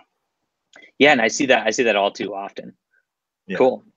1 second. So, no problem. A little better. What we got going on? Oh, nice. Mood lighting over at Jon Holmes' house here. Yeah, well, she already went upstairs. So. I guess it's a lot later than it is over here where it's 4:38. Yeah. And I live in the pit of the world, upstate New York, so central New York. Yeah. So, yeah. So you're doing a lot of different things. Do you do that to keep things fresh for you, or what's your? Well, I got started with my comic strip, PowerPoint Ranger, which I did for 3 or 4 years, and then the person that you just saw came in screen. We were watching The Walking Dead, and I kept complaining about how unrealistic it was. And she said, well, if you can do better, go ahead. So, I'm on book 15 and, book 10 of that series I'm writing. And really, it's just all the things that pop into my head. If I can write it, I will. I like most other authors. I probably have 15 ideas that are just sitting there, waiting to be written. So. Only that's the thing I get a lot is everybody asks, how do you come up with ideas? I need ideas. And I'm like, I need less ideas so I can focus, because this is going to be a problem. Yes. Only 15, Chris. I see you there. All right. There's Chris Kennedy. Yeah. So, hey. It's, whatever strikes me. And some just sit and percolate for a couple of years. Others, you just get called to write it and it just kind of flows out of your fingertips. So. Yeah, I totally get that. I mean, I'm now going to go and start, a full-time writer thing. And I've got like 18 different things that I want to do first. So I totally understand that. Yeah. Okay. You're running this show, John.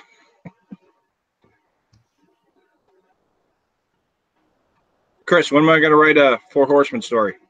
I don't know. When are you going to write a 4 Horsemen story? I don't know. Someday. Okay. When you guys get up to my level of quality, then I'll write one for you. No. Are you coming to Liberty Con? You traditionally write a little bit shorter though, and we usually go a little bit longer, which has made the mashup a little difficult at the start. We are going to have another anthology here in the fall, so that might be a time that we can at least get you in for something, and then see where it goes from there. Maybe I'll start taking some Ritalin, and I can write more than 40,000 words at a pop. So.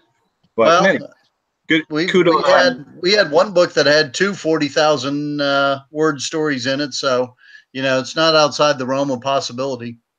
Well, kudos on that. Go ahead. Everything's open for fair game now. So now that I got these headphones, the world of indie publishing means we can kind of format things almost however we want. Yes. As long as our readers trust us.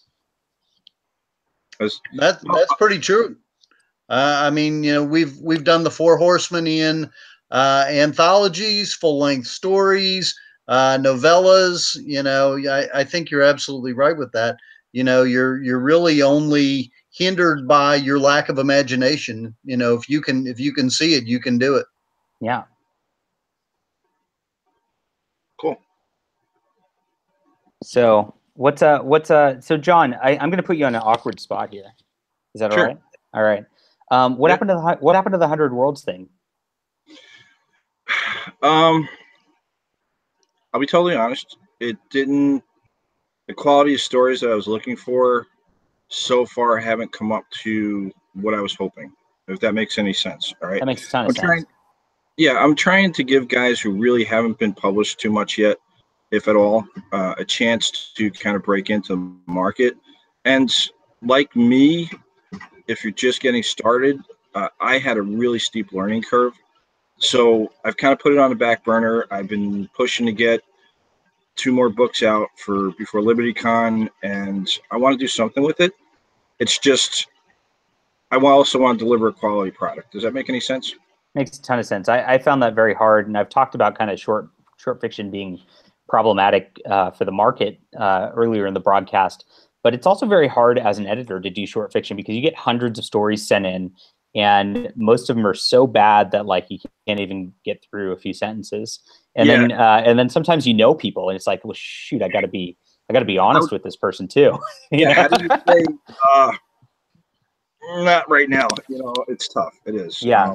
So it's a lot of work. It's a lot of work for very little return, is what you're saying. And it ended up you were hoping just to get something that was done. It sounded like, and it ended up you needed to actually do a little more content editing, and that's kind of interfering with the rest of your business, I guess. Well, yeah, and I work full time too. Yeah. So it's difficult to balance that. I got another story due for Mike Williamson's next Freehold anthology. So and. Honestly, the way the market is, if you don't put something out on a fairly regular basis, and Chris can attest to this, you kind of disappear off the internet. And your sales, once you're past that initial 2-month, 3-month kind of debut, your sales, it looks like a big zigzag line. And we do this, A, because we love it, and B, because we want to make money at it. So unless you're independently wealthy, like maybe you are, John, I don't know. But yeah, I know. So, not enough that I don't want you guys to buy my book. People who are watching, please buy my book. So yeah, it takes a little bit of balancing act, and sometimes some projects fall to the side. So yeah, I feel you. That's Richard Fox, who was on earlier, told me once the Amazon algorithm is a harsh mistress, but she's a fair one. Don't get me started on it. You can figure out the mystery of the Amazon algorithm, you will be the richest man on the face of the earth. So, well, I think our next guest actually has figured out the mysteries of the algorithm. Maybe I'm giving him too much credit, but wow, the Four Horsemen universe really took off. So Chris, do you have any insights on that? Like what was it? Well, certainly, I think part of it is like what John just said. You gotta continue to publish and publish frequently, or you end up getting forgotten. And that was one of the things that we did intentionally last year. We put out a book every 3 weeks for all summer. So they kind of piled on to each other and helped promote each other. We're going to put out a book in the Four Horsemen universe every 3 weeks this year. Oh, wow. So, we'll see how it goes. We've pretty much done it. So up to this point, and we're now end of March. So, that's pretty good. The most recent one, Honor the Threat by Kevin Eikenberry, came out Friday.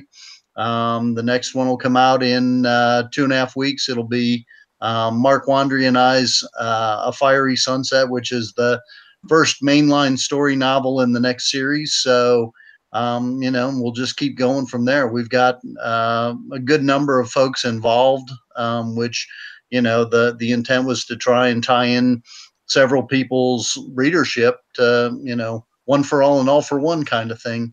Hey, And something? Sure. I want to thank you for picking up Tiffany Reynolds, who is my editor, and she's an awesome woman. And I thank you for taking her on board, and I hope she helps you out a lot. Oh, she's done wonders.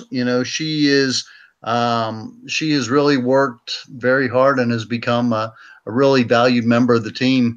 Cool. I'm sure as fast as she works, she still has time for you too, though. So, she's fast. Yeah, she's good. So having a good editor is probably one of the key things to this game. So yeah, absolutely. I'm on board with that, and I also will say don't skimp on proofreading. Yes. There are those among us in indie who say, screw that, we don't care about that.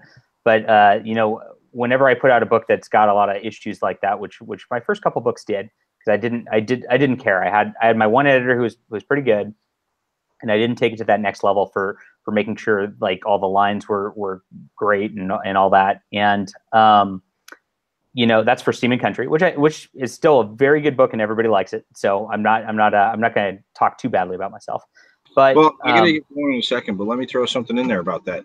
I put most of my chapters online in my fan group in draft form, and I get a lot of feedback on what works and what doesn't work. I never actually publish the ending, so they have to buy the book to find out what happens. But I do get a lot of feedback. Like, for example, I'm an artilleryman. I don't know a whole lot about, say, Chris's area is aviation, right? Yep. So if I'm writing about it, they will give me the feedback that I need to make it authentic. So, but I got to jump. Somebody's waiting for me upstairs. All right. Thank you, John. I really appreciate it. Chris, bye, John. Buy Jon Holmes' books. He's under J.F. Holmes, and his most recent book, as I mentioned before, is Under a Different Sun. And I actually did not introduce Chris all the way. Chris Kennedy. That's okay. I just kind of butted in on John. Sorry about that, John, if you're still there. I'll see you guys at LibertyCon. Yeah, I'll see you there. Right, cool. Yeah, Chris Kennedy is working in, as he mentioned, the Four Horsemen universe is kind of his baby project here, which took off like crazy last year. I was happy to have a short story in the first anthology they did there, and yeah, it's just been an amazing universe you guys put together. Congratulations on that. Thanks. And I'll kind of pile on what John mentioned about the anthology. We put together 3. And we had a couple, 3, new authors in each of them to try and give people a shot. But the rest were fairly experienced authors, and even with that, some of the stories I got needed a lot of work. I thought, oh wow, we've got great people. This will be easy. I'll just stick them in and hooray. Yeah, not so much. Totally. Yeah, and the returns on those, even though yours have actually done better than most anthologies I've seen out there, are still lower than if you just put out a novel of a universe, because it's just people don't buy into the short story thing. So it's you do have to do more work for less return. Yeah, the first one that you're in, A Fistful of Credits, has done really, really well. I mean, it's been in the top 40, I think, since it came out. Yeah, I appreciate that for the paycheck. Yeah, it was up in the top 10 for, I don't know, 5 months, I think. It's been out 8 months and it's still hanging around. Other anthologies have come and gone. But it's hanging out there. So, I think some of that is the great folks that are in it. The stories are great, and the continued interest in the universe. So, all around that book ended up really good, and it's like certainly paid me better than any of the other anthologies I've ever written in. And I've heard the same from pretty much all of the authors. That one's done better than any other anthology anyone's been in. But you're right. It's easier. You make more by doing your own stories. Yeah. So we got a comment here for you, Chris. Chris, I'm going to be highly upset if you didn't let Mark write his magnum opus in the new one. After all, I did say you'd let him run amok on word count. I'd still buy it because I like the verse. I haven't cut anything from Mark's. Mark's Mark's part of the next one is as long as he wanted it to be, so there's no worries there. Is this the Omega Wars one that he's been yeah, it's the first Omega War book. Yeah, that's going to be exciting. So that's kind of bringing things back towards Earth, or is there anything we shouldn't spoil that, or what's the thought? Well, I can talk about it a little bit. It's obviously in the last one of the series, the Mercenary Guild invaded Earth. So this one picks up right there. It actually starts just before that to try and bring everybody in that maybe wasn't part of the series before that. So it gives some people a chance to jump into the series. We've got 12 books out already, and some people see that as an insurmountable, I'll never catch up.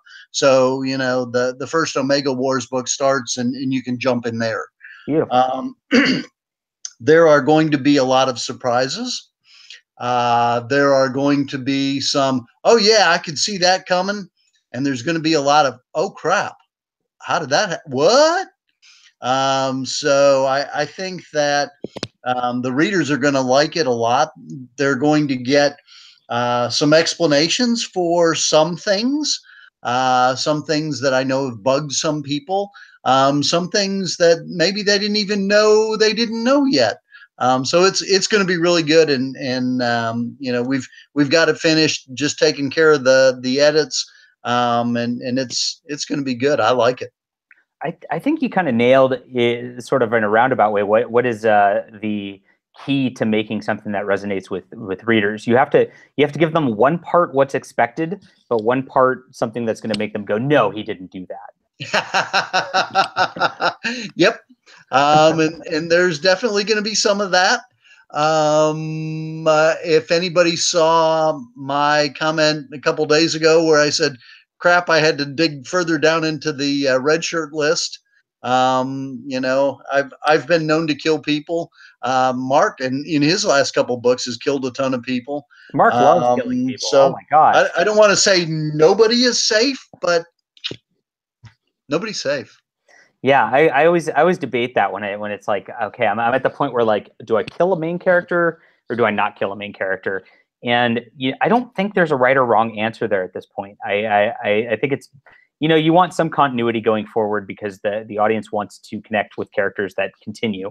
But there's a point where it does add to the drama. So it's I don't know. What's your rule of thumb for that? Do you have one, or do you just go with what feels right? I've actually done at cons. I've done panels on, but I liked that guy.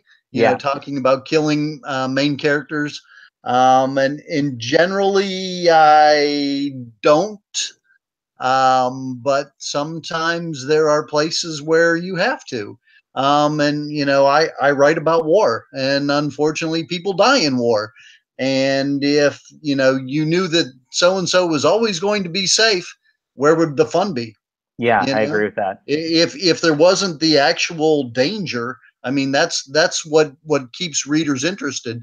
As soon as it becomes there's no danger and you always know exactly what's going to happen, then it becomes less exciting. I got a comment. Anyway. I got a comment that I should kill James from my Steam and Country book. I'm not going to kill James, so that's just not going to happen, Ben. I'm sorry.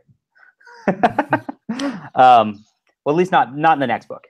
So I've been into military science fiction for a long time, and Bane Books was really where it's at, and Bane Books is still where it's at to a lot of degrees, but these last 5 years, it's been just like a renaissance of the genre through indie publishing.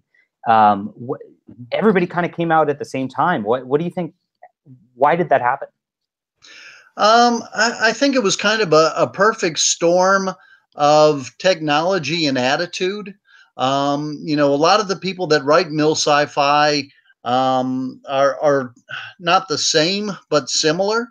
Have similar attitudes. I think it was kind of a renaissance of a little more conservative attitude across the country, where people said, okay, we've had enough of this, and we want more. We don't want the message fiction. We want stories. Our lives are hard enough as it is. We want stories that are going to take us somewhere, rather than teach us why we ought to toe the party line or whatever. So I've also seen like a lot of the guests today like seem to have a similar thing. I'm like, what got you into military science fiction? And I hear a lot of like, well, I went to Star Wars episode blank and I thought, well, I could write a lot better than this. It's funny that you say that. I put out my first science fiction series and somebody said, yeah, you know, or I thought I was done. I put out the third one. I'm like, hooray, I completed a trilogy. This is awesome. And one of my readers said, hey, that's great, but you can't finish. It needs to be like a trilogy of trilogies. I want to know more. I want more. You know, it needs to be like Star Wars, only better. So it's like, okay, yep. Well, you know. So, you know, I put out the second trilogy and I'll start the third one here this summer. It's kind of been in hiatus since I've been doing the Four Horsemen stuff. And, you know, every week or two, somebody will say, hey, whatever happened to the Progenitors' War? Weren't you going to do that? Yes, I am. It's going to be out this summer. Congratulations. And I've got a couple of people that are on quitting your day job, by the way. Thanks. It got to be where my wife said, you've got a day job and you've got a night job and they're both big enough. Pick one. Nice. So, you know, she's like, I want you to be around a long time and you're working far too hard. So pick one. Yeah. And I picked the fun one. How do you balance being a publisher and being an author? Well, what I've done so far, you know, in the days I've had off, usually the morning is for me and I write in the morning, which is my best time to write. And I can get, you know, 4,000 or 5,000 words generally in the morning, somewhere between 3 and 5. And if I get, you know, an average of 4,000 a day, I've got a book a month. Yeah, that's beautiful. You know, I'm not Chris Nuttall where I turn out a book, you know, before breakfast every day, but you know, that a book a month is still, you know, pretty good. And I can do the editing in the afternoon and handle any of that. And then, you know, if I need to do some administrivia, you know, setting up covers, setting up conversion from ebook to print, you know, all of those other things that have to be done in production, you know, I can fit them in the edges. I've got a question for you, Chris. Is Nigel going to pop up in the upcoming one, or is he and Asbaran not showing up until the one after? They're all there, baby. They are all there. You're going to make your fans happy here. Yeah, all of the folks that you have known and loved in the first 4 main books, they'll all be there. It's going to be good. Cool. Well, thanks for popping by. I'm just trying to do short things because I am burnt out of broadcasting already, and you know, we got some great questions in here, and I want to keep it easy for all the guests too. Just a quick thing. So please check out the Four Horsemen universe. It's the best. I mean, it really is. That's why I wanted to end with this here. And I appreciate Chris and all the other guests dropping by. The Stars Entwined is out today, so check that out on Amazon. That's my first in my space opera military science fiction universe, where I hope to do a lot. I don't think I'll be doing a shared universe like you guys, but it'll hopefully be able to come out with a lot of books really fast and get everybody excited about this genre. Well, thanks for having me on, and I wish you all the best with your series. You know, looking forward to seeing it go all the way to the top here. I appreciate it, and I'll see you at LibertyCon, and yeah, likewise. I'm excited for the Omega Wars coming up here too. I know there's a couple panels, mega panels for the Horseman universe at LibertyCon that they're going to have everybody at, and then we're going to have a mega party. So the one last year was pretty epic. We're going to try and top it again this year. Oh, sweet! Yeah, your party was awesome. I can't wait for it. Awesome. Cool. Thanks, man. Appreciate See you, Chris, it. and thank you, everybody. Have a good night. Appreciate everyone coming in. Hopefully you had some fun with some great military science fiction. And we will be back next time at some point when I feel like broadcasting again. So have a great night. Please check out The Stars Entwined. Tell your friends about it. Post it on social media. Post a review. And, you know, what do we do? By Grapthar's hammer, I will avenge you. Is that the word from Galaxy Quest? I can't remember. Anyway, appreciate it, guys. Have a good night.